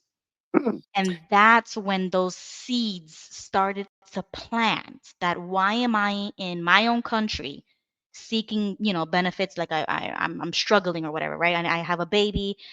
Those benefits, those services should be for the women like myself at that time who couldn't work or provide for themselves, whatever the case may be. And you know how they help you get jobs, they give you lots of resources. I'm not saying it's a bad thing. All I'm saying is that those same services was being expanded Mm-hmm. to literally different nations. They Yeah. come to this country, they don't even know English, and yet they get approved. They get the WIC checks, they get the EBT cards, they get everything, and they can't even speak English. Well, with the government shutdown, that's what the Democrats want. $1 trillion to go toward illegal immigrants' health care. Exactly. For the people watching the show tonight, how much is your premium on health insurance? What's your deductible? Exactly. And we're in this business, the Yeah. insurance. I talk about this stuff all the time with people Yeah. too. And it's sad how the hardworking people still get the short end of the stick, no matter no way you put it, it doesn't matter. Because the working class, the working people are still gonna get nothing. Yep. Nothing. And I'm sick and tired of that. So they want to take the hardworking Americans' our tax dollars, hmm and fund health care for all these illegal aliens. That's bullshit. Right. And it will never stop there. What's No. the next thing and the next thing and the next thing. So you see, I am now 28. That happened to me when I was 18, right? 10 years ago that happened to me. Do we see a change? Did it get better or did it get worse? It's gotten worse. But I mean, yeah. I'm looking for the silver lining in the cloud. I like the fact that Trump came out and said that tariffs were going to fund this. Right. Okay, if tariffs are funding it, okay, for American citizens, all right, I'm cool with that because my taxpayer dollar ain't paying for it.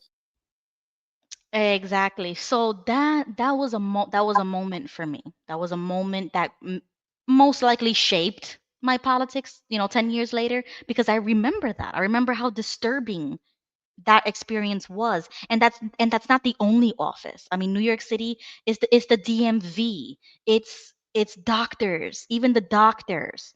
You could barely understand your doctor if your Yeah. doctor is from a different country. You could barely understand people when you call your bank or T-Mobile or something. You could barely understand English with this. Yeah. And that's my problem. Yeah. Yeah. Again, going back to the cultural erosion. So, but Yeah. with the government So shutdown, I think it was $8 billion or 80 billion. I can't remember if it was 8 or 80 dollars slashed that was going towards the Green New Scam. And there's like 17 different states that will not be getting Green New Scam money. So yeah. again, our taxpayer dollars was going to fund all that, fund all this other stuff. And then what does the American citizen get? Nothing. So that's what we're fighting, folks. What's Yep. the chat say about that little section of the show? Let's see. Joseph says that Jesse is correct about social services for starving people during the Great Depression. Today, you see people driving a late model Mercedes with food stamps. Yeah. Well, yeah. Sorry, that's the other thing. The abuse of the system. You got people out. I mean, people going out there. Some of them are literally just having kids so they can get more money from the government. Yeah, exactly. And then you have people out there that are, let's say they get $2,000 a month in food stamps. They will go and say, "Hey, Ruby, I got $2,000 worth of food stamps. I'll give you $500 of my food stamps if you just give me $300. And then they'll take that $300 and go get their damn hair and nails done. I know. That's ridiculous. That needs to stop. Yep. And you know what? It is it's a different kind of I don't know how to I don't want to say like anger or upset, but it's different when you grow up in it. It's different when you come from that. You know, like my whole family comes from public housing, from using public assistance and things of, you know, that nature.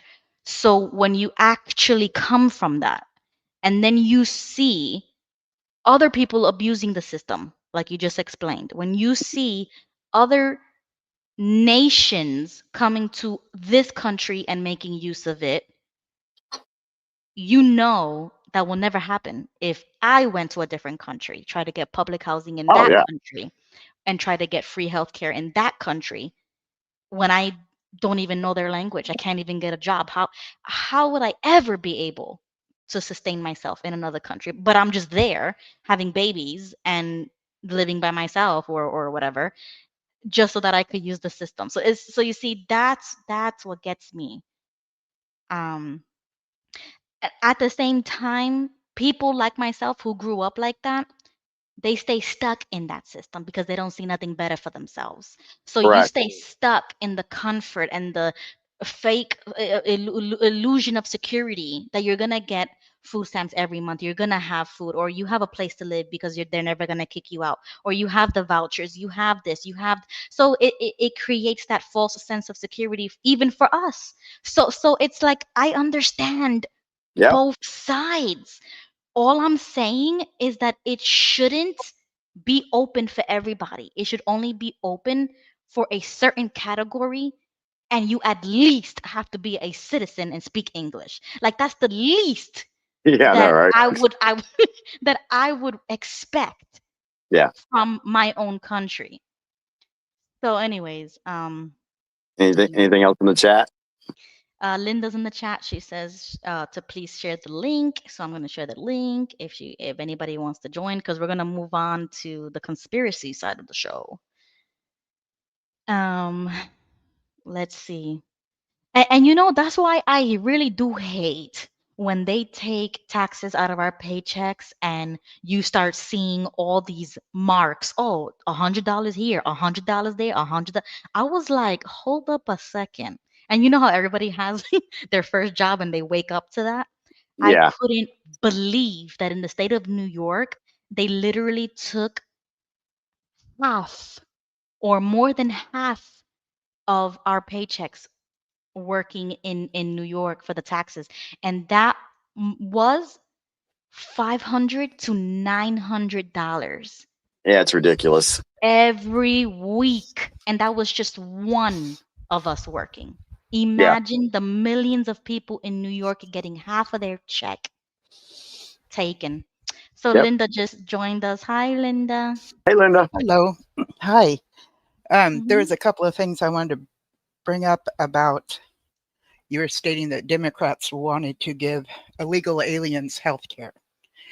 And everything that I've studied and looked into says that somebody that is not a citizen does not qualify for, let's say, Medi-Cal. But if they do show up in a emergency room, let's say they get, injured at work or whatever, they will take them in an emergency room. So that's already the way it is now, but they're not being granted Medi-Cal. They don't qualify for it. They do get WIC, but they don't get food stamps. And WIC is something that, Ruby probably knows.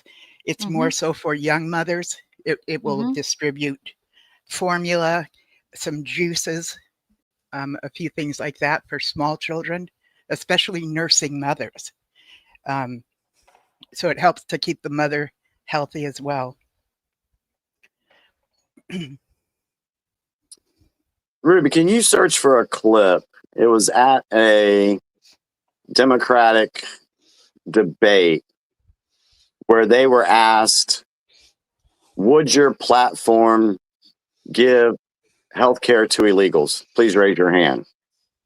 See if you can find that. So can you guys still hear me? Because I think I'm glitched.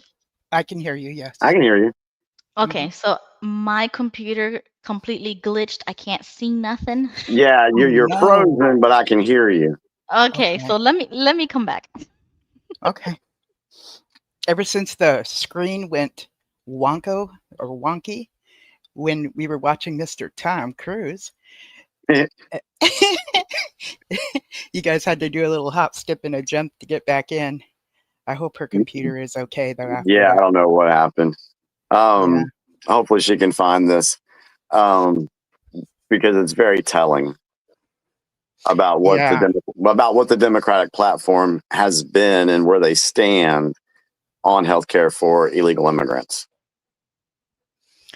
And about tariffs, I think I'll wait for her to come back. Shows that she's here, but is she here? Are you here, Miss Ruby? Yeah, her screen's still frozen. Okay. And I can't continue on with the rest of the show. Right. Oh, now she's completely gone and I don't see her. She'll come back in. I'm pretty So sure. let's look for the comments. Let's see if there's anything. Fighter of Truth says Texas doesn't have WIC anymore, which is a bad. Many children go without. This is not true. There were several people on Medicaid. Okay. That's just my understanding. I think my biggest argument, Linda, is, instead of getting pigeonholed on, nursing mothers or emergency rooms, instead of getting pigeonholed on that, I look at the overall picture and I know that our tax dollars are being wasted on, she's back. Our tax dollars are being wasted on programs that do not benefit the American citizen. So, and I disagree with you on that. Really? And if you're going to bring up a subject, I'm here to talk about it with you. And then if you go into, I don't want to pigeonhole, I'm experiencing like you're kind of not wanting to touch the subject and gathering it all together. Am I reading that wrong? I'm willing to touch the subject. I was just letting you know that I'm thinking bigger on it. Me too. I'm thinking bigger on it. Ruby, welcome back. Did you have a chance to find that clip? Is it from the 2020 primary? I think so. Okay, so let's watch it. Let me see. Um.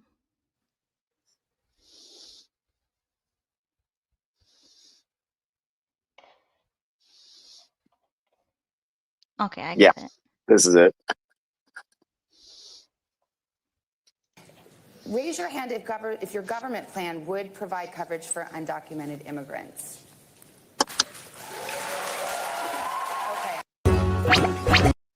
So as you've seen there, that was a Democratic primary, and she asked the question, would your government plan basically allow for that to happen? And every one of them raised their hand in affirmation of that. How are they going to fund it? With taxpayer dollars.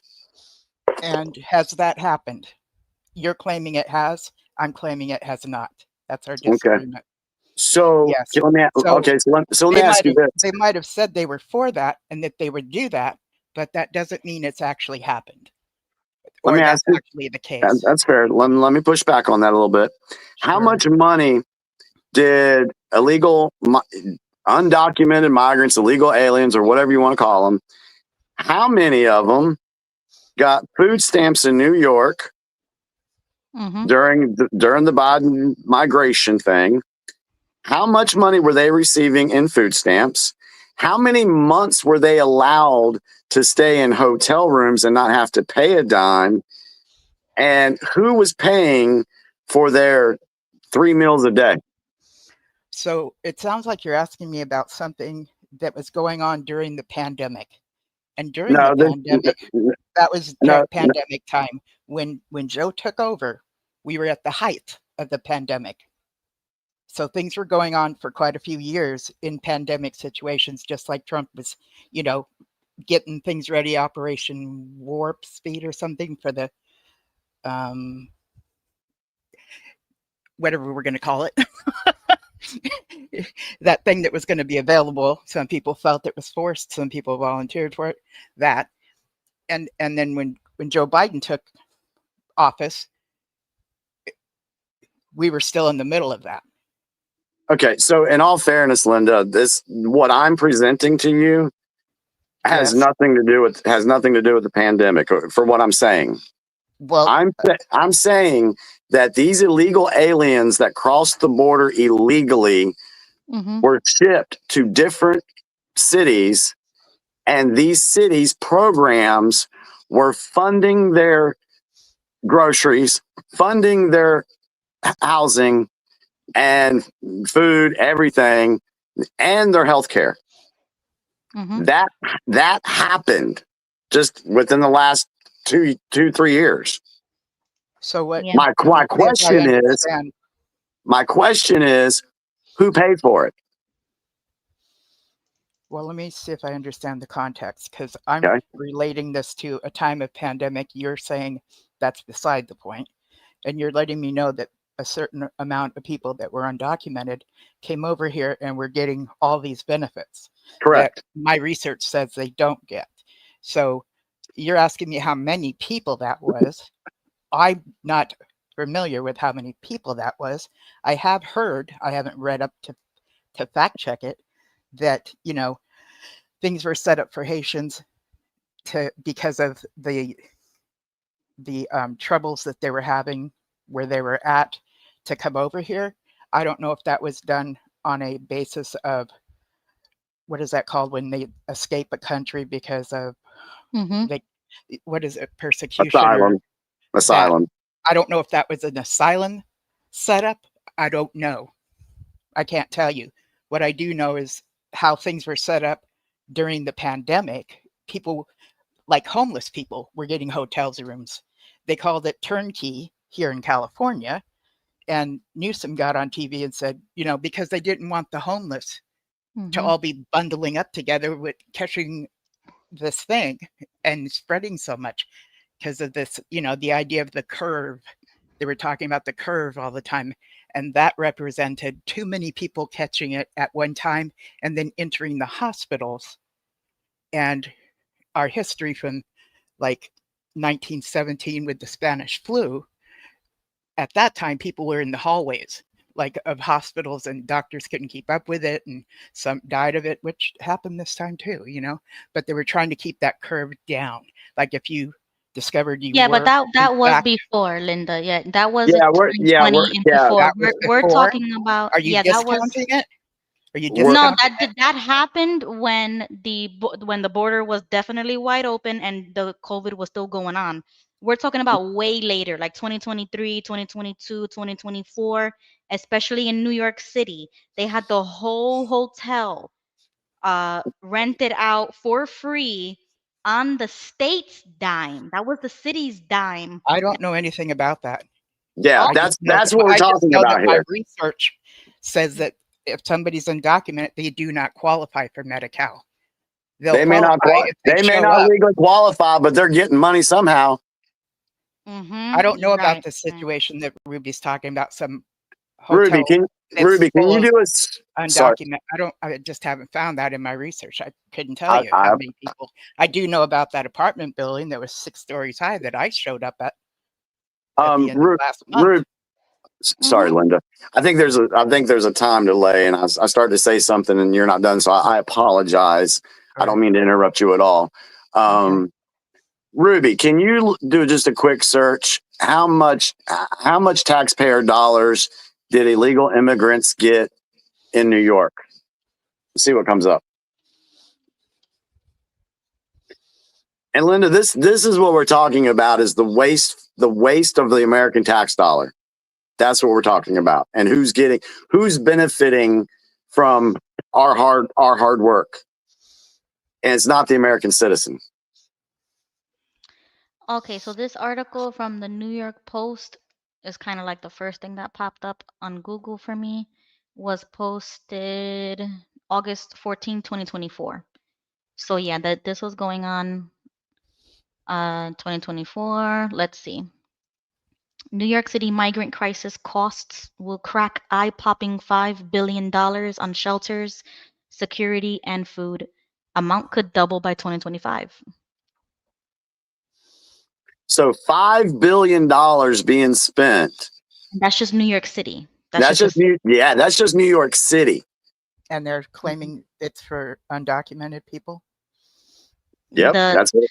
Right. So it's 1.98 billion on housing and rent, about 2 billion on services and supplies, nearly 500 million on food and medical costs, and another 5 million on IT, administrative and other costs. So the NYPD alone has spent $21 million on public safety and security costs in the city, and the cost of the crisis equals nearly the entire NYPD budget of 5.75 billion. And that's why Eric Adams had to take away funding from the NYPD and the fire department because they were funding these illegals at the Roosevelt Hotel for free.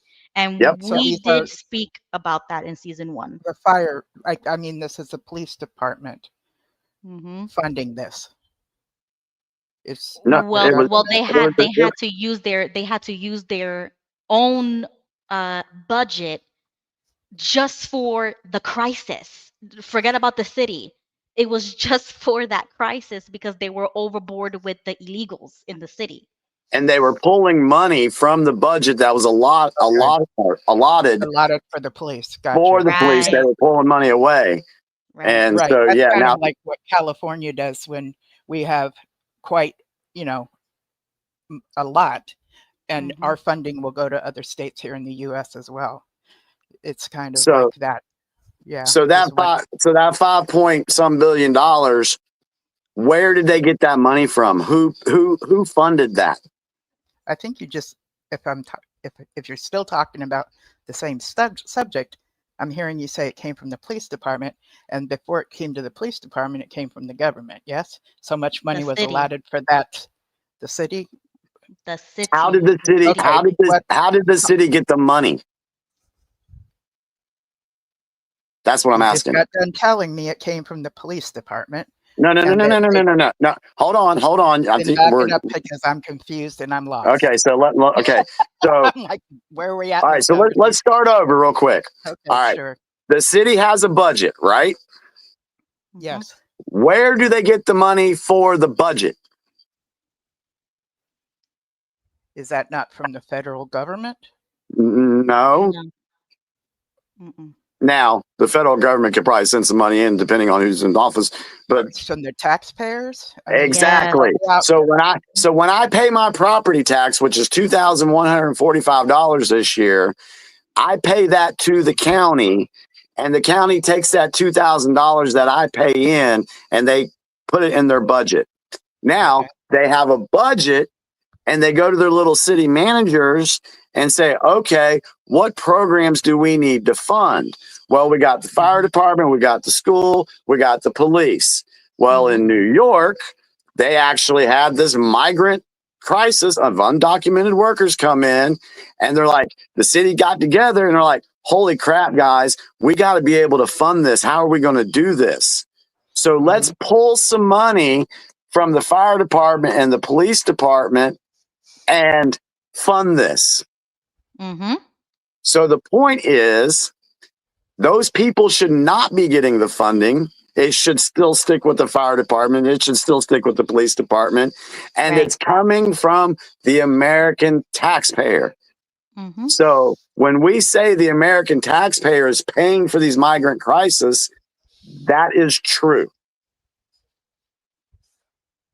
Well, I'm being informed of something I'm not aware of. Okay. This whole, I'm not aware of it. In my research, it was confirmed that those who are undocumented are not getting Medi-Cal or food stamps or qualify for the income. If there are other situations, I'm not aware of them at this point. But that if they go into the emergency room, they will get care. That's what my research has told me. Okay, so you're showed a video that said if they were elected, would they promote, health care for those that are undocumented? Let me just ask, do they consider health care as only an emergency room visit? No. Or do they consider health care as Medi-Cal or whatever it's called in whatever state? I'm not clear on that either. Like we showed something earlier tonight that said Trump was not going to take away something from mothers, but it didn't say the name of the program. So I'm not sure what exactly that means. Does that mean he's not taking away WIC? You see what I'm saying? I'm not clear on some things. Yeah. So let me address that healthcare question. We all know if you go to the emergency room, they're going to see you. Okay. But that's just one aspect of healthcare. And the reason I can speak to this with 100% certainty is because my wife worked at the county health department, which is funded by taxpayers. And there were women coming into the health department, the woman's health department, who were undocumented workers. They were refugees, and they were asking for an IUD to be put in, or a Mirena to be put in, or whatever they do for women's health care. So these devices that cost $1,000, $1,500, $2,000, they're being put in people for their health care that aren't even American citizens.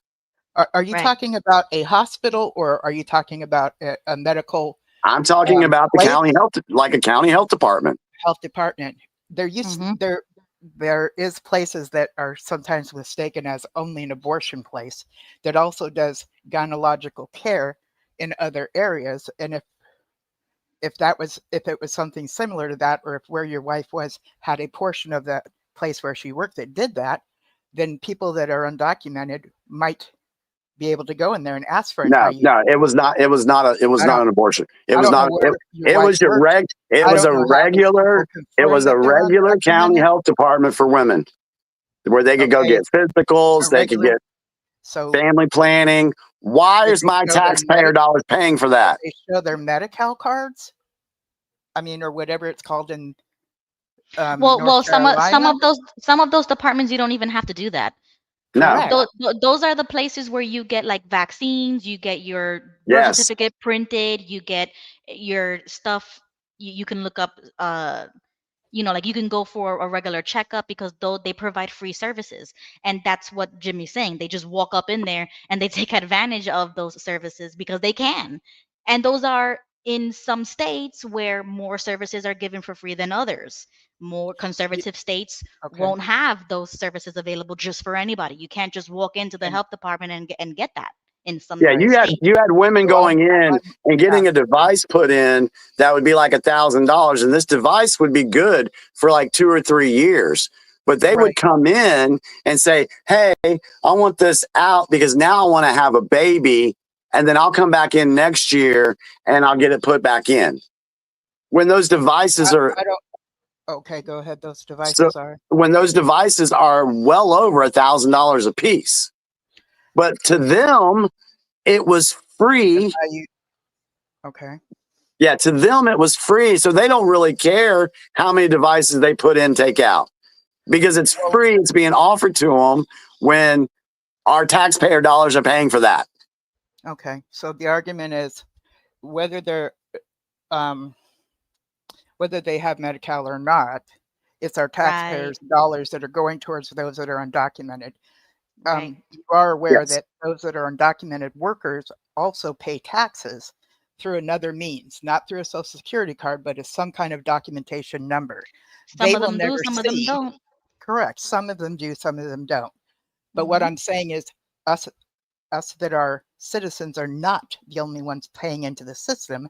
And I'm saying that there are undocumented workers that also pay into the system, and they will never see that money again when it comes time for them to be on Social Security, like those of us that are citizens. So they're also bringing money in there as well, is what I'm stating. Not enough, because the majority of Americans are the ones who are paying into it. So even if they did pay into it, it wouldn't scratch the surface of Not the enough. expenses. The majority. Exactly. Yep. It wouldn't even scratch the What can I surface. say to that? What can I say to that? You know, because I can tell you the same thing opposite. And what can you say? Like, Well, because there's it's just more being, citizens that are actually working, though. And there's also more, too, more with citizens that are actually working. Is that what you said?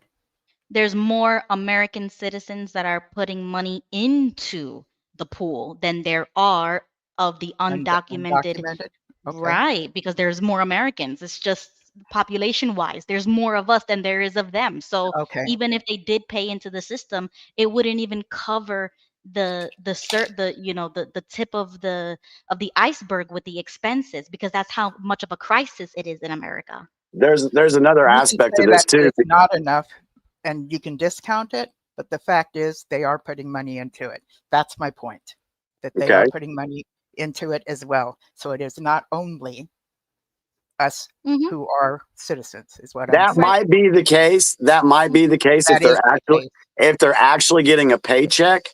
But there's a lot of them out there that get paid in cash under the table. Exactly. I'm not that's another speaking thing. of those.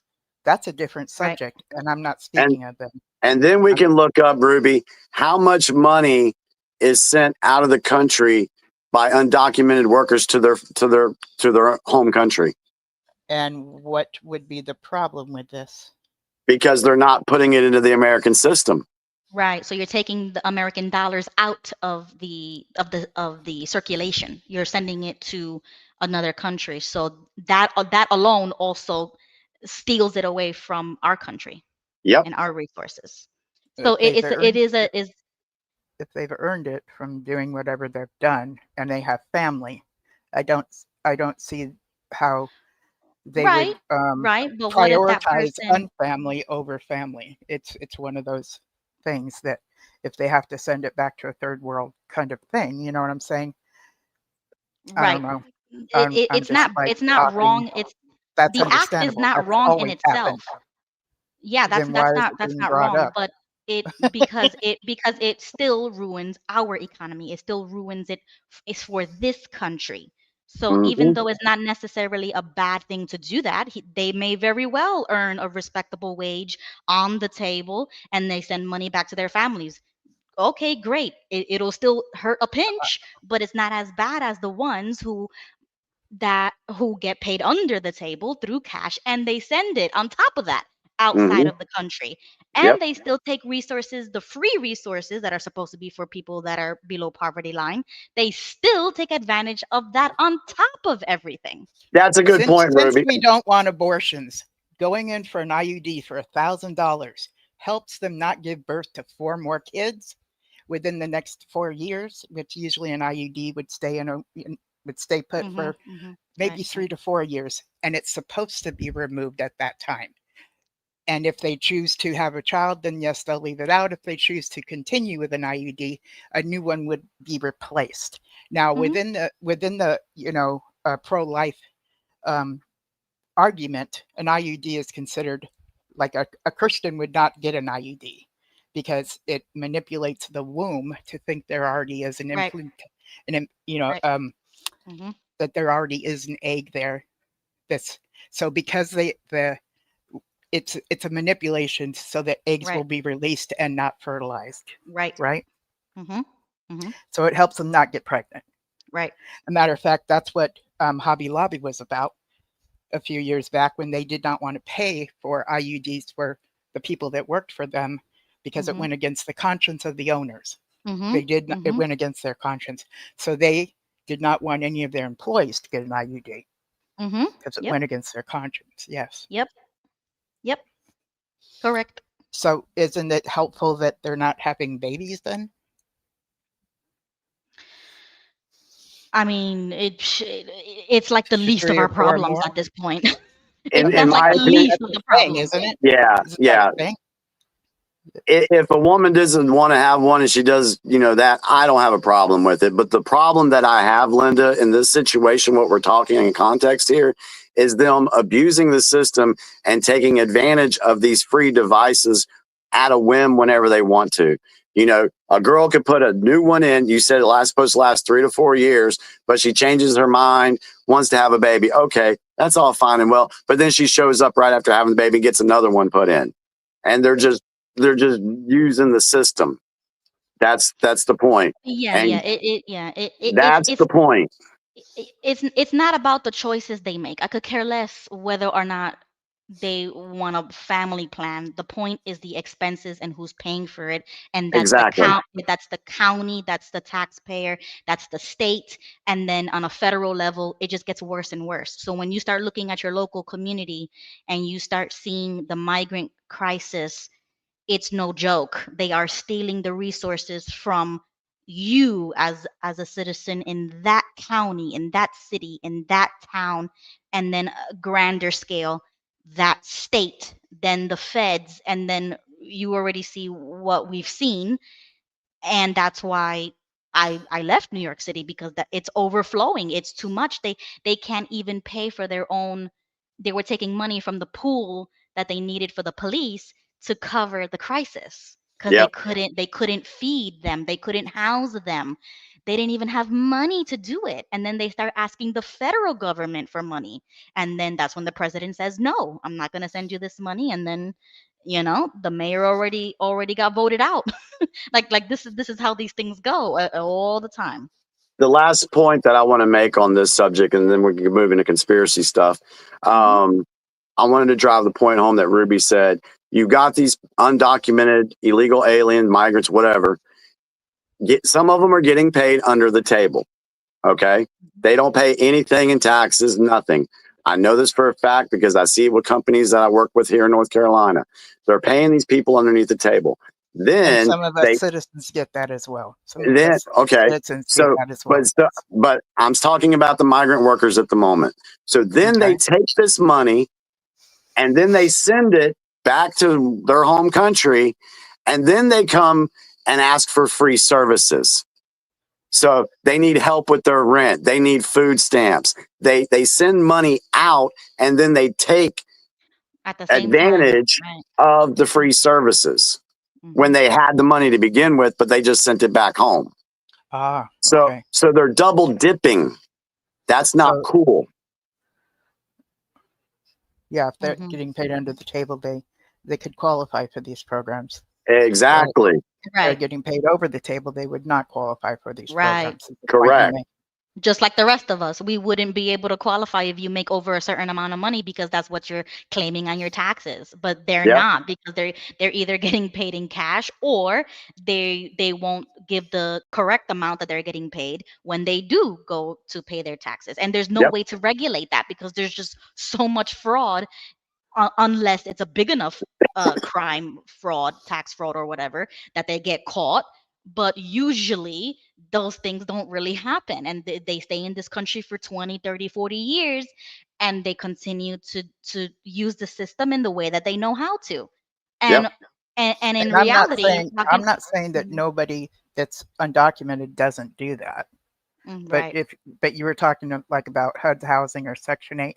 right, You have to get on a waiting list. That waiting yep, list could be from, usually when you sign up for something like that, they tell you at yeah, least 2 yeah, years. yeah. It It could takes take up years. to 8 years to qualify. So Yep. it's not like they just show up at the door and walk out with a, what do they call that, a voucher. It's Right, but there are certain circumstances, and I've seen people do this in real life. They will claim domestic violence, and they will claim anything, and they will beat the system by using a loophole, and they'll get an apartment by Friday with their kids, and then they will bring their man on Saturday. And it happens to then we thousands of people, don't and get they those places where they bring in domestic victims, like in, like, what are they, like, what's the other yeah, word they for it? they In use the between system. They houses, in Yeah, between they will get houses, the police halfway report. They will houses, use they would use the domestic. system, I and know of yep, them they that's would. being sent to halfway houses rather than they get an apartment next week. That's what I've come to learn. Well, Not that in New they York qualify City, for it's HUD. easy. In New York City, it's easy. And I've been in those situations, and I've seen people like that. I've seen it, been there, done that. And that's why I know it exists. And unfortunately, they abuse the system as well. And they do get caught, and they lose their apartments, and they lose their benefits. Not What do they everybody get caught cuts through, with? but some cut through. What do they get caught with? Well, like if like in that scenario, if she claimed domestic abuse and she got this free apartment and basically pays zero in rent or whatever the case may be, and they catch the husband or boyfriend or whatever, you will lose your apartment. If you don't follow the rules, you will lose your apartment. If you don't get a job, you will What lose your happens when they EBT. catch the supposed abuser? Like, I'm trying to Well, understand they what they changes they the just situation, because you've seen it, right? well, that's what I'm saying. What do So they in certain do? They ask the situations, husband, "Did you when those bang her things head up against happen. the wall?" Well, Mhm. I don't know specifically. I wasn't there in person to see how it happens. I'm saying when Okay. women lie and they get the benefits and they use the system, when they get Mhm. caught, they lose those benefits. Yeah, But that's the some of thing. How them do they don't get lose their caught? benefits, and right. Yeah. So there is a system in place, and I'm sure that people, they do their due diligence and they do their research and they give it to people who actually need it. That's great. But we're talking about the people who abuse that system and in turn Okay. abuse the We're the only money. talking about those that That's abuse. Okay. So I'm well, everything I'm that's adding what isn't even happens. in this subject We're then, is just it? talking about the reality of the situation. It happens, and unfortunately, in the state of New York and in New York City and any other state that provides those services, it happens. And when it does happen, they lose their benefits, and the women who and the people who the families who actually need it, they get it, which is a good thing. That's why I said long ago that I was on both sides. I say yes to Mhm. both. Those services Right. should be available for the people who actually need it, for American citizens who do pay into taxes, not for Right. people who are not of those qualifications. So I'm on both sides. I say And yes that's to why I both. mentioned the people that paid taxes earlier. Right. Good Yeah. good for them. Good for them that they pay, that they do, that they are law abiding residents or natural citizens, whatever. Good on them that they come to this country and they do well. But what we've seen in the past few years is not that. That is not the case what we've seen. We've seen the border wide open, literally people running into this country and So abusing the system. are you saying that everything I brought up is not the case? That I brought up tonight is not the case? It may be the case, but what have we seen Okay. in 2024? They sent them on buses from Texas, from the border, and they shipped them to sanctuary cities and depleted the money that was supposed to be there as sanctuary cities, and they support that. But what happened? There was hundreds of illegals that used that system and literally sucked them dry, and now the city had to take money out of the PDs and any other department for emergency services and take it away from emergency services and use it for the sanctuary programs that they provide. That's not fair. That's not because they abuse the system. Is what you're well, saying. well, in that Yes. case, that's the federal's fault because they should have, closed the border when they should have. So they allowed this to happen, and then those mayors were forced to move money around so that they can accommodate the crisis. But it was still a crisis, nevertheless, regardless of any other opinion. It still used money that was supposed to be for the police or for the fire department or whatever other money they took from. They had to take it from what it was supposed to be for and use it for the crisis. And now that we want to fix the crisis and send those people back, this is the politics that we're seeing. We are witnessing the consequences of the federal government not doing their job. So now we are going to move on to the conspiracy side because I know that Jimmy had some information that we're going to go over. So thank you so much, Linda, for joining the stage, and for Am Leonard. I supposed to leave now? Oh, you can Oh stay no, on. you can stay. Okay. I'm just gonna play the I was clip, just but I just want thinking to that thank was a people. nice goodbye. Okay. No, we're gonna stay on Okay. for about 30 more minutes because I know Jimmy wanted to talk about some other topics, and we usually stay until midnight, so it's 11:30. Okay. But thank you to Linda for I- joining and Leonard for joining earlier, and for Bradley. That was a cool new Yeah, that was I interesting. know he was like a hippie at heart, wasn't he? Yeah. All right, guys. So we'll be back in about 2 minutes.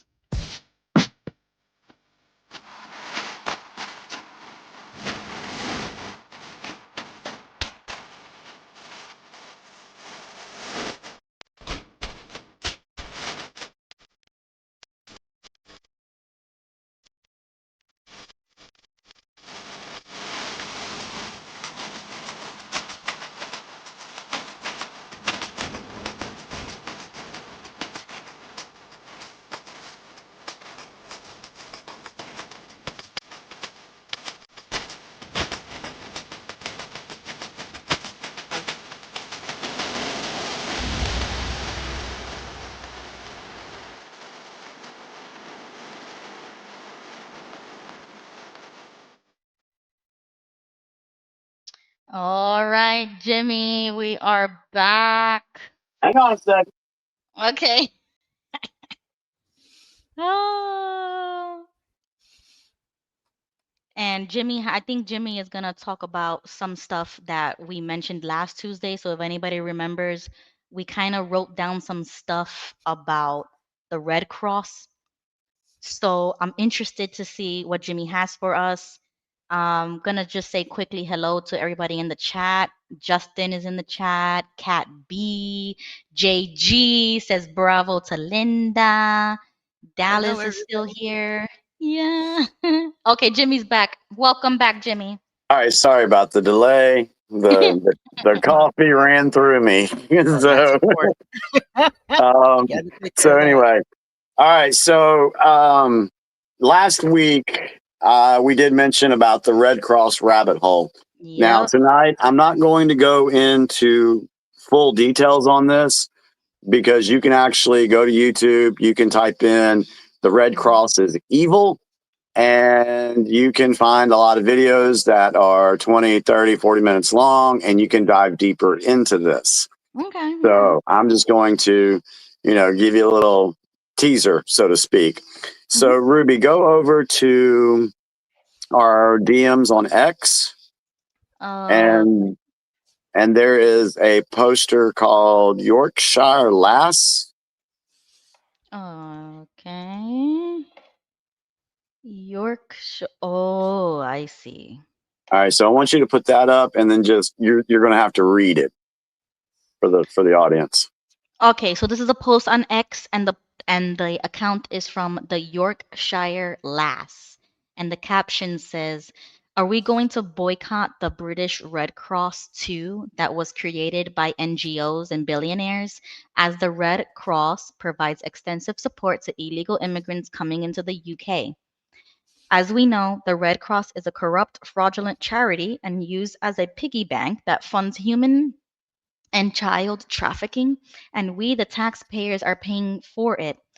The picture in the post is of Lord Nathaniel Mayer de Rothschild, who became the second chairman of British Red Cross in June 1901. Okay, now let's go over to the post by Andromeda 11711. Okay. And you want to read that one, and then there's like one video on there. I think it was like 4. Yep. But it's, yeah. So yeah, let's go ahead and read that. Okay, it says just like the UN involved in the same war-related activities, organ harvesting, child and human trafficking, drugs, weapons, money laundering, resources, slavery, a filthy, rotten, and reprehensible entity to the core. Be sure to read and digest what is conveyed in the last line of the Zionist meme. Why the West is exempt from war crimes, crimes against humanity, and serious human rights abuses at the UN and the countries they prey upon, left without representative seats. UN is the international satanic banking cartel death cult, and their objective is world domination. See the protocols for puzzle fitted proof. Okay. A little further down says, did you know the Red Cross isn't the benevolent organization you thought it was? Did you know the Red Cross was owned by the Rothschilds? Did you know the Red Cross was child trafficking, organ trafficking, adrenochrome, and money laundering? There is no more sitting on the fence. You can no longer ignore the problem. You either stand up and protect God's children or you don't. Never forget why we started. It always was and still is about the children. Crimes against our children, human trafficking, adrenochrome, pedophilia, organ harvesting, cannibalism. No joke. President Putin warned us. Enriched adrenochrome infused organs featured on the black market underground on the menu, but they are pricey. Military tribunals, no deals. We have a responsibility to protect our global children. All right, and then the lower right-hand corner, there's that video.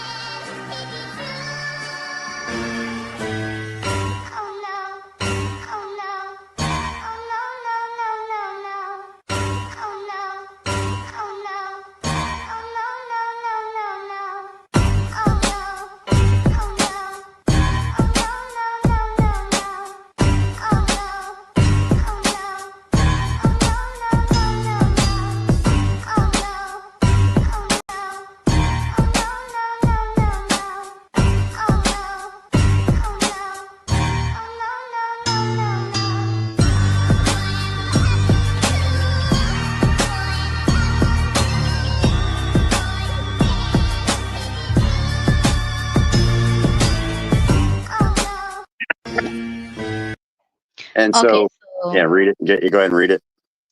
okay. I mean that hold on. It says Red Cross, not what you thought it was. Where are the children? Ask the Red Cross. They sell your blood. You know that, right?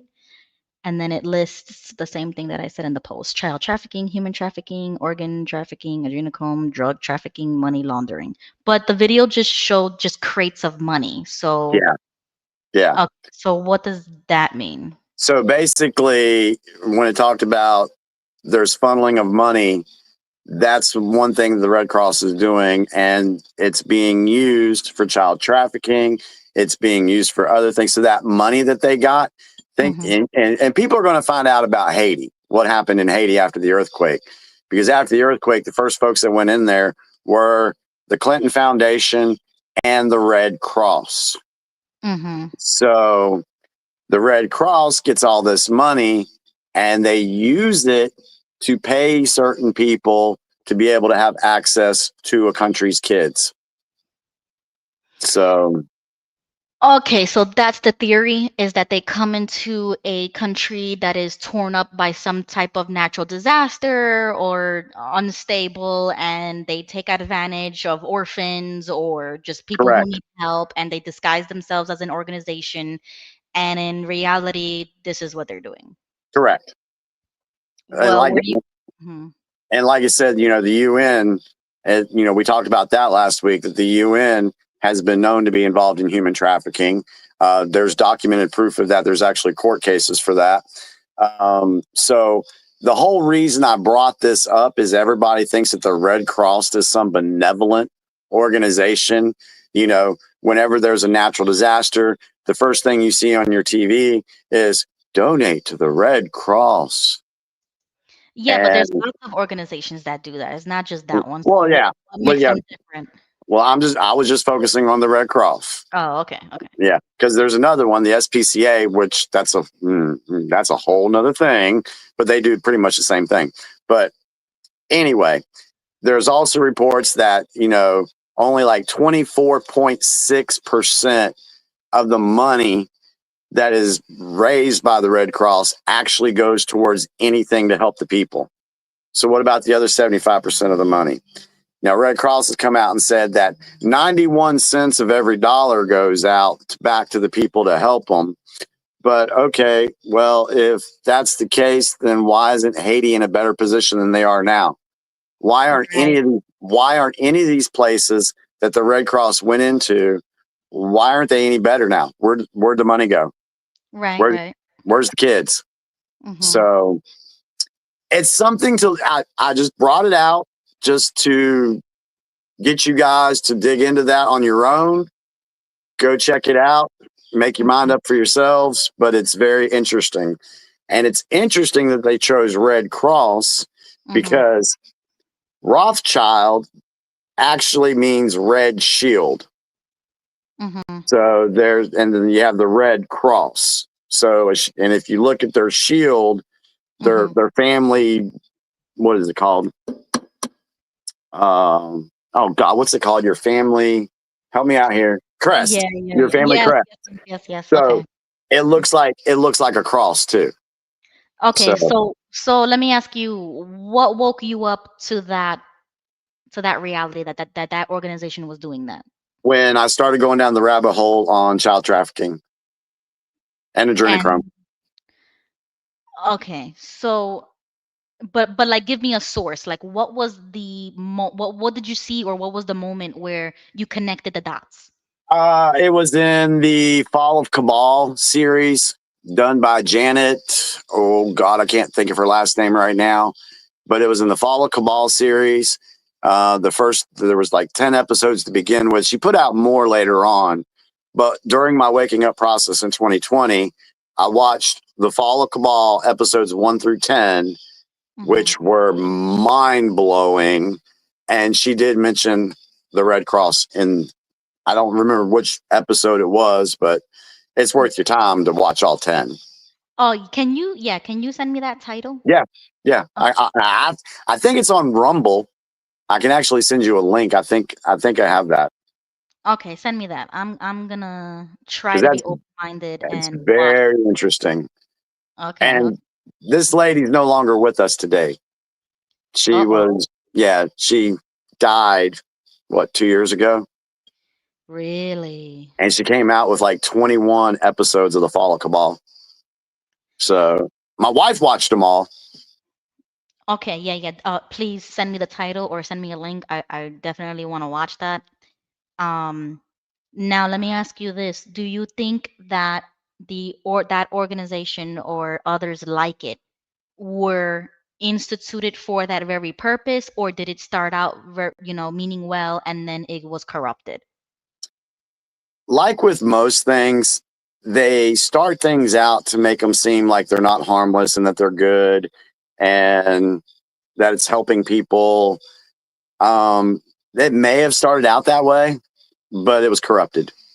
There's a lot of things throughout history where they start out with good intentions, or they say it's going to be limited to certain people, but then it ends up being this big old monster, kind of like our taxes.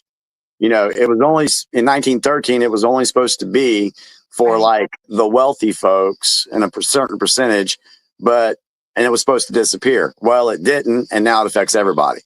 Like the speed limit. Yep. Yeah. So, But yeah, these organizations, they're just like NGOs, and we know what the NGOs do. So same thing. They're all corrupt. So then why do they still exist? You said there was court cases and that there was,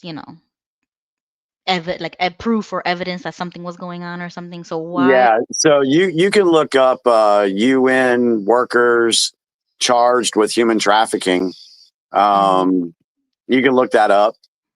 You could probably do a quick Google search on it now and find something. But yeah, it's a problem. What was the phrase you said? Just UN put worker. UN workers charged with human trafficking. Okay. Do you think that is it naive to say that maybe it was just the people you hiding behind an organization and committing these crimes, or is it the organization itself? I believe it's the organization itself. Okay. I don't know. I'm stuck on this one. I'm gonna have to find which Fall of Cabal episode she did on the Red Cross, because she goes into much more detail. Like I said, I just presented it to you guys, and you guys can go from there and dig on it. Okay, well, this is weird because the United Nations website itself put an article that said that, oh no, that they uncovered human trafficking at a camp in Malawi. Okay, that's confusing. The UN said that? Yeah, that's an article from 2022. It says refugees at risk, that the UN uncovers human trafficking at a camp. But what does that mean? That they saved people, or no? Yeah, right. This doesn't sound right. Yeah, it's not. It's something worth to dig in on too. Yeah, I'm gonna have to dig into the. Okay, Yeah. everybody, homework. Write that down. If you find any articles, send it to me, Facebook Messenger or on X Messenger, or email in the bio. If you find anything about those cases, send it my way. I'm interested in reading. All right. The next one we'll go to is on our X DMs, by Anonymous. The conspiracy theory CIA thing that you saw earlier. Okay. A memo. Was it a memo? Oh, a secret CIA memo dispatch. Yeah. Okay. Play the video? Yeah. In 1967, a CIA memo, Dispatch 1035-960, quietly instructed agents and media contacts to do something extraordinary. Label anyone questioning the official story of JFK's assassination a, quote, conspiracy theorist, end quote. This wasn't an offhand suggestion. It was a coordinated psychological operation designed to stigmatize dissent.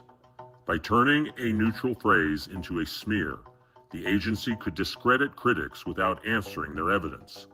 This memo marks the moment when conspiracy theory stopped meaning an alternative explanation and started meaning crank, paranoid, untrustworthy. And it worked. For decades, legitimate questions about power and corruption were dismissed with a single label. Does this sound familiar to any of the ridicule aimed at conspiracy theories you're hearing today? Something to think about. My friends, we are all anonymous, and the real conspiracy is the fear of inquiry.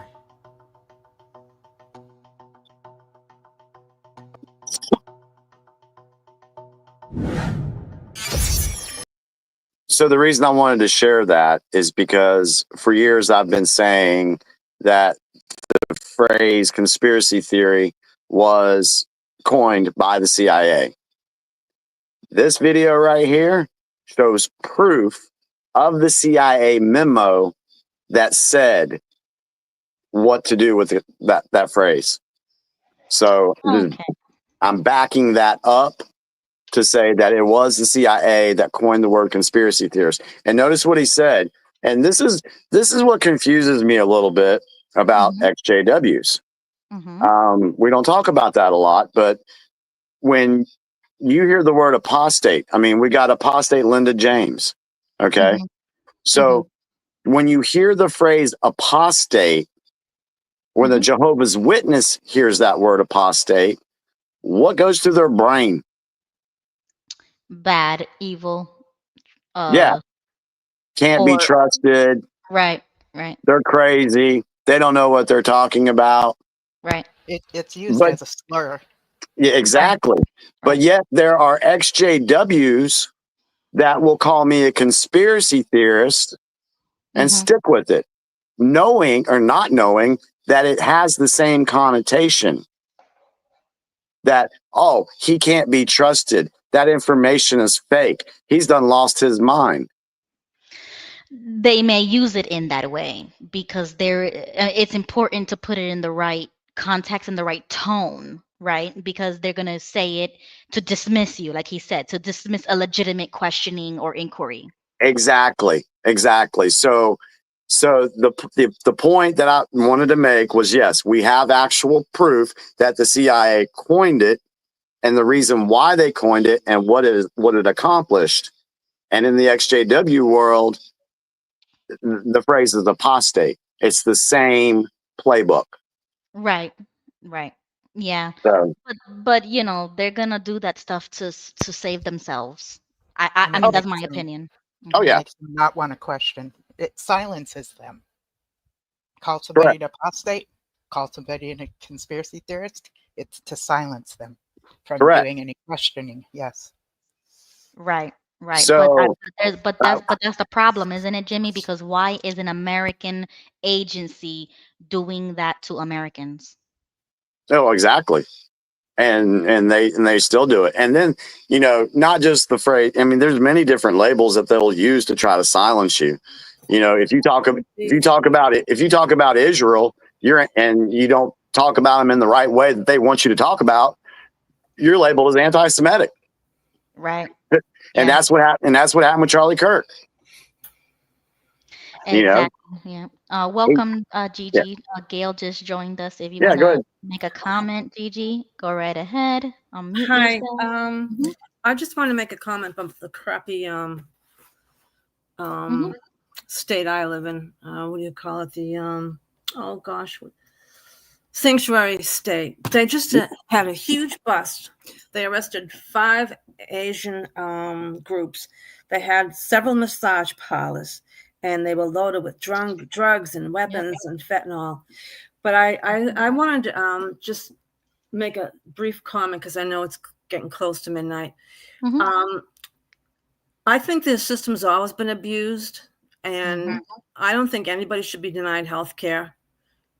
Especially, I know if you go to the emergency room in my state, you sign a document and you get the medical care that you so need. But the problem is the using the system and abusing it, because a lot of people in this state have like 2 or 3 fake licenses, and they also have fake Social Security cards so that they can go to work. And I guess Elon Musk and them uncovered all the fraudulent stuff that was going on with Social Security with people that were, in their hundreds being applying. And I don't know who's getting all these checks, but the abuse has been going on a long time. It's just the abuse today is just it's overwhelmed our cities and countries. It's overtaxed every system that you can think of. You name it, we're overtaxed. Now, Massachusetts has a problem with hotels and motels. They kicked a lot of people out of them and they put migrants in. And should people be mad at that? Yeah, I'm angry about that because it's costing the state almost $500 million for housing all the migrants. It's stuff like that that angers Americans. That's not fair. That, especially down the Cape Cod in Massachusetts, they kicked out some veterans so the migrants can move into that. And I swear they do this deliberately to irate the American people. Well, anyway, I do have something I wanted to bring up that's not discussed anywhere on the news, but it's really bothering me. The Christian movement that's going on today in the world, I mean, there's an attack on Christians. They just beheaded 30 Christians in Mozambique, and in Nigeria, they've slaughtered 7,000. I'm not talking about the Turning Point Christian movement. I'm talking about true Christians. Israel slaughtering Christians, the UK slaughtering Christians. They were actually celebrating today in the UK about October 7th. I mean, it's just demonic, horrible stuff that's going on in the world. But what's going on in Africa really, really bothers me because nobody cares. Nobody's talking about it. I know people probably say, what can we do? You know, it's not our problem, but we all need to do something. It has to, the genocide has to stop. And I don't know what we can do, but I want to do something because that's really disturbing. It's really bothering me what they're doing to the poor people in Africa that want to be Christians. I don't understand it. Well, that's all I had to say. Thank you for letting me have the floor. Yeah, thank you, Gigi, Thank you, for Gigi. joining and saying that. I agree with you 1,000%. I too. Unfortunately, there is really nothing we can do, and that's what sucks. I mean, if I had a use for big government, I would use it for that. But unfortunately, I mean, I don't know. I guess we'll find out. I guess we'll see. That's what the Pope should have done. Instead of being in front of a block of ice, that's what he should have been talking about. At least do a public prayer or something. Yeah. Like, that was really shocking and disturbing. So, I mean, I have a lot of things to talk about with That's some good. people. I'm glad you said that. Thank you. Yeah, definitely. So it's midnight, Jimmy. Any final words? I got one more clip I wanted to play for to close out the show this evening. You know how I've said before that, you know, we are operating on two timelines, that there are two different realities going on right now. And so we'll just play this clip, have a brief reaction to it, a brief reaction from the audience, and then maybe we can pick up on it next week in further discussion. Definitely. But it's going down the route. It's going to be the one with Julie Donuts. Okay. I think we're definitely going to have to watch it now and then pick up the conversation next Tuesday. Yeah, because we talk a lot. We talk a lot of stuff about, you know, about how bad some things are and everything. But there is light at the end of the tunnel, I do believe. And so this kind of leads into that a little bit.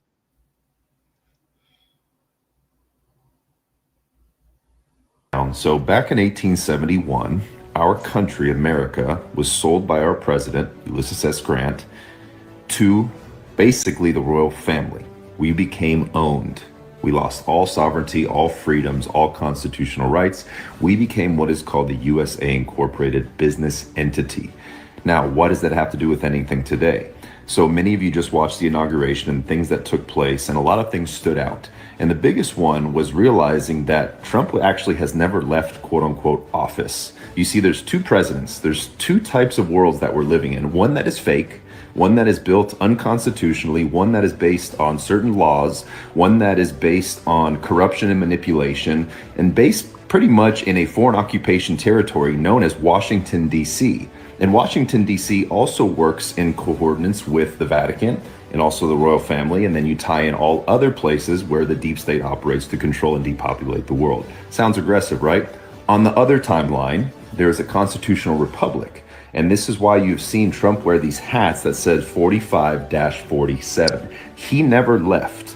It looks like he did. It looks like he had to resign or step away for Biden to come in. But the whole Biden administration was just to wake the world up to how corrupt these people are. You have to zoom out. This whole process, the last 8 years you've been seeing, more than that, has literally been a global military operation. How, what, and why? To wake up the public, to restore back our Constitution, to transfer power from a centralized, corrupt, globalist, New World Order, deep state government back into the hands of the people. And so what you have just witnessed and what you are going to continue to see from what's happening at the border, what's happening in our economy, what's happening in pharmaceuticals, what's happening in banking, what's happening in DC and politics, which is now no longer and is a bankrupt corporation, we are becoming sovereign and free as a country. We're turning power back to the people. This is the most amazing time to be alive. The best is truly yet to come. And when Trump says the golden age, that is beyond what most of us can even comprehend. To get to these places, though, we have to wake up. We have to zoom out and connect the dots and realize this whole time we've been lied to, living under this corporation where we are the employees and the government has been our boss, when reality, these roles should have been flipped since day one. I pray that you stay peace. I pray that you stay grounded. I pray that you share this and really start to look into things of how this corporation has been dissolved, how the power is going to be returning back to the people. And when you start to connect these dots, when you zoom out, you'll realize that nothing can truly stop what is coming. And the best is truly yet to come. God bless you.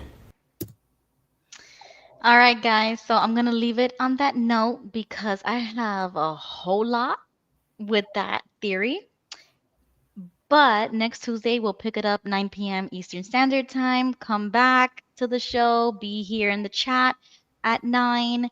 And that's a great topic to pick back up. And we have talked about this before. So I am familiar with this theory. And I know that you believe in it, Jimmy. But I'm going to discuss it next Tuesday. I'm gonna leave it there.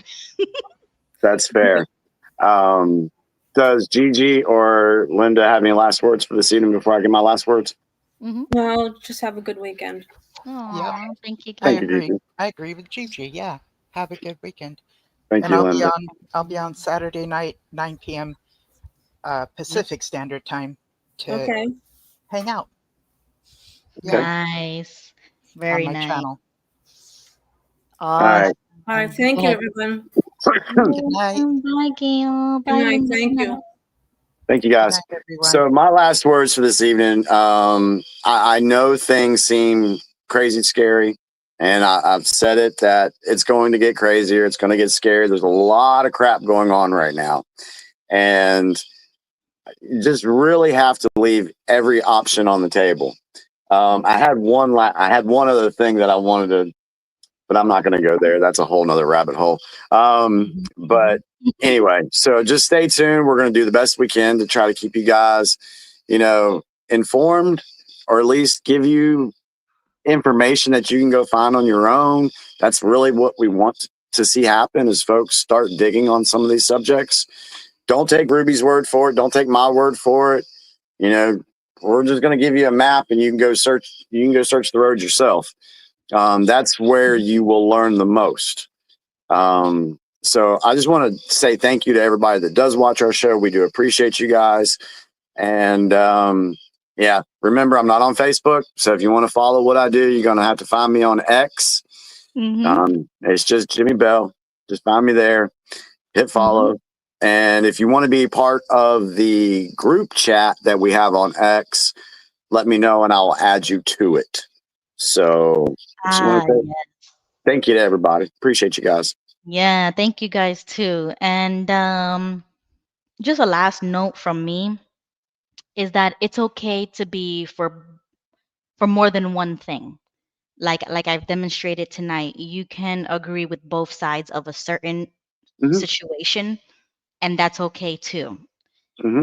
You don't have to be either for or against something, and therefore that means you can't be in support of something else. You know what I'm saying? Like, no, I don't believe in those types of contradictions. You can be for one thing or another, or for one thing and be on both sides. There's certain things you can do that with. And I think that that's okay. You don't have to be, I mean, I do say a lot, like, don't be neutral and, pick a side and stuff like that. And there are appropriate instances where you have to do that, right? But I don't think you have to do that for everything. Like, you don't have to be so black and white on everything. You don't have to be so hardcore on everything. So sometimes I have those moments and I'm like, you know what? I don't know how to feel about that, because I would say yes to both. Like, I would be in favor of both. And if that may seem like it contradicts with something that I've said in the past, well, I felt like that then and I feel like it like this now. And it is what it is. Oh well. But you continue to move forward. That's what matters. And I really do hope that Jimmy is right when he says things with these types of theories that make it seem as if we can go back to the constitutional America, back to the United States of America. I want to believe that. I really do, and it's because I love my country. Like, the patriotism sometimes bleeds out. And then other times I'm like, hell no, I'm not paying taxes. Like I have those moments, but I really do hope that you're right, Jimmy. I really do hope that those things are right. I do too. And from all the years that I've looked at everything, I just view things a lot differently than some folks. And I think the biggest thing is the fear factor. I don't live in fear anymore. I really don't. And, when something pops off on the news, I don't get all freaked out and scared and, oh my God. But unfortunately, so many people are still living their lives and can be affected by fear very quickly. They see they see a story on the news. Oh my God, we're going to World War III. We're all going to die. Da, da, da. It's just a negative outlook on life, which I understand why they have it. But you have to be able to overcome fear, because if you can overcome, think about it. It's false evidence appearing real. Yeah, that's exactly what it is. Wow, that's a great way of putting it.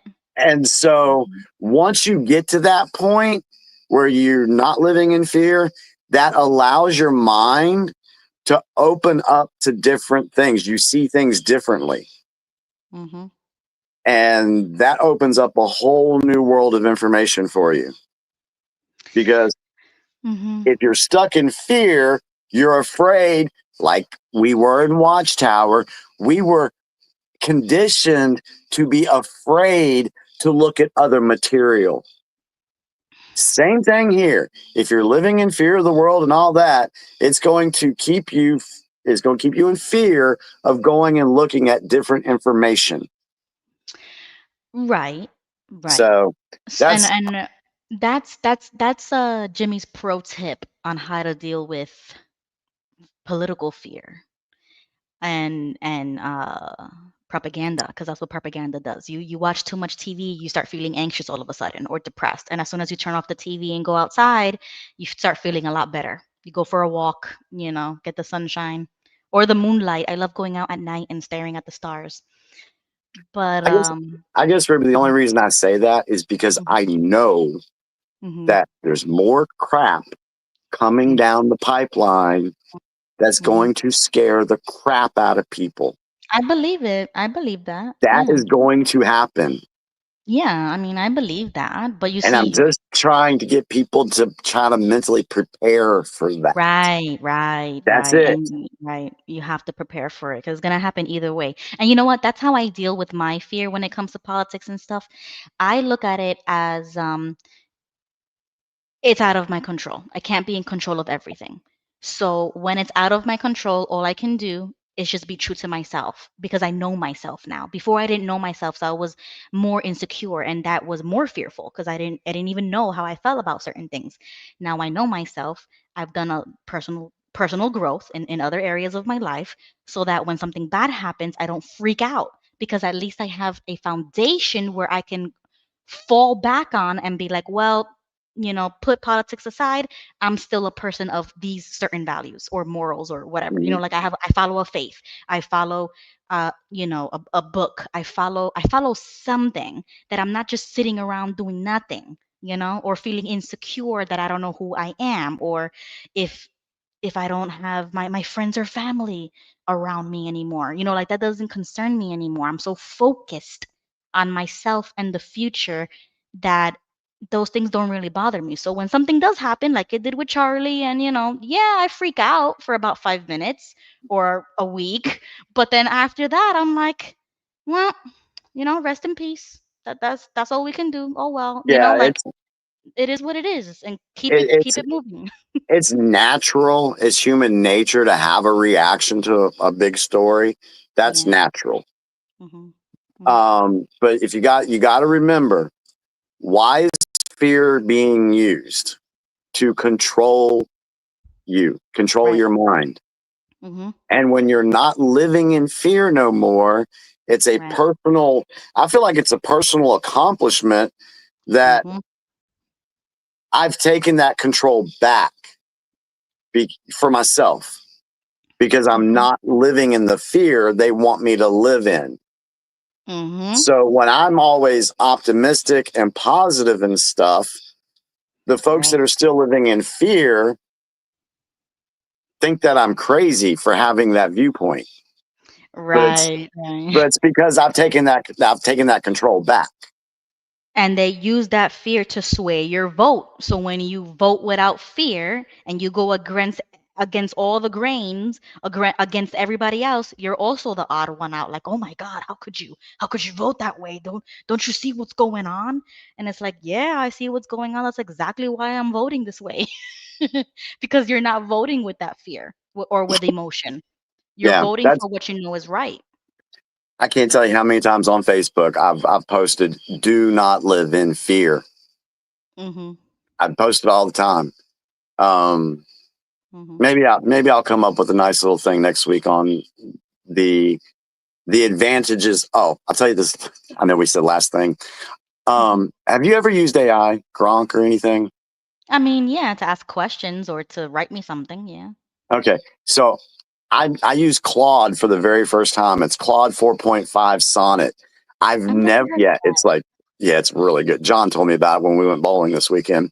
But I started messing with it, and I was on that thing for like 2 hours the other night, asking it questions, and I went with conspiracy stuff, but it was really interesting.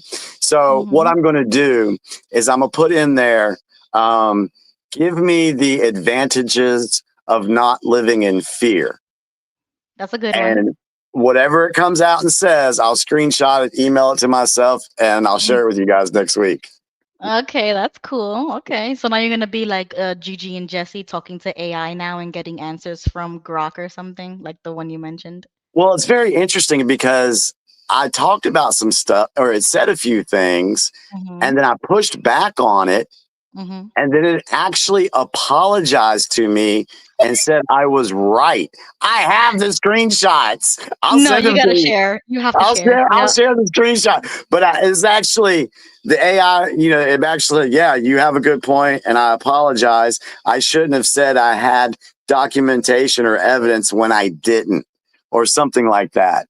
Yeah, And it's supposed to, because it's supposed to be searching the internet while you're asking it, right? Like, well, one thing was yesterday I asked it about the Charlie Kirk assassination, and the first thing it came up says, I have no information on Charlie Kirk being assassinated. If this was the case, that would make real major headlines. So I screenshotted. It's late. That's Hold late. on. Yeah, I screenshotted it, sent it to John. I was like, John, what the hell is this? And he's like, they're programmed to be like at a certain date. Like they're supposed, they could be like a week behind, 2 weeks behind. So something could happen tomorrow and the AI might not know about it for like 2 weeks. So I thought that was interesting. Yeah, it's just kind of, it's learning. It's using us. It's using humans to learn how to be itself, what it was programmed to do. I will ask John, because like I said, we went bowling this weekend and he talked to me forever about AI stuff. So if we want to have that discussion, maybe John will come back on one time and talk about AI. Okay, good. So Fighter says, Jimmy, ask AI about Project 2025 and if it's being implemented now. That will be a great point to kind of go over. I will say this, and John will back it up. Most of these AI systems are left leaning. Yeah. I mean, I knew that. Yeah. I'll just say that they are, because that's who's programming them. Right. And you got to think, it pulls information that's already out there. Right. So who's been controlling the media for so long? We know who's been controlling the media. Right. So it's going to give you those answers. Yeah. That's why it's important to push back on it. It's kind of fun. Okay, so can you write these questions down? Because we got some questions in the live chat tonight, but I want to pick it up for next Tuesday as well, because Jane go ahead. gave a question at around 10. So she's asking you and I, if the USA has a war, what would it look like for us citizens living here? That's a good question. So write that down. We could discuss. JG asked, can someone explain who is anonymous? What's their history? That's a good topic. I would love to hear Jimmy explain about anonymous. And Debbie's question was about Medicare, Medicaid, and Social Security, about the 60-day comment that you made about the government shutdown. So maybe we can go a little bit deeper next Tuesday and talk about that. Because I think that's a fear that everybody has. Every single time the government shuts down, everybody starts asking, "Oh, what about my SSI or my Medicare or Medicaid, whatever?" So those are good questions to kind of do. Maybe we could do like a video or something and just like educate people, or educate us about government shutdowns and what does that mean. Like you said, it takes the like funding from certain things and it shuts it down, and then the president is the one who has to bring it back. Yeah. Or it has to go back through Congress and it has to go back through step one. They have to reintroduce a bill and vote on it and all that stuff. Right. So that process, I would like to find a video that kind of plays it for us, maybe like a 5-minute clip or something or less. Like what happens during a government shutdown? Yeah, and how do those things come back? Like what's that process? Okay, great. So that would be more content for next Tuesday because we're kind of working on the fly. We're freestyling it and, Do y'all like this style? Yeah, let us know. Give us a comment on the videos and see if you like this kind of style, because I don't know, for me it works because it just feels natural. It feels like I'm talking to a buddy, like we just hang out in the living room type of conversation. Yeah. Okay. So good night, everybody. Thank you for joining. Everybody who was watching from Jimmy's channel, from my channel, we'll see you next Tuesday, 9 p.m. Hopefully you guys can join us again. Be in the chat, join the stage as early as possible, and we're just here to hang out. All right. Bye. Good night, everyone. Thank you so much. You too, Ruby. Take care, girl. Have a good week. Bye. All right, you too. Bye. Trump, yeah, okay, bury him a legend, yeah, Trump, hey, okay, America's biggest blessing, free speech advocate, packing, never lacking it, I just bought another gun and ain't nobody taking it, gang, okay, the White House going crazy now, MAGA season, tell them liberals they can't break us down, it's up, they know we run it, best believe it now, about to paint the city red, please don't burn it down.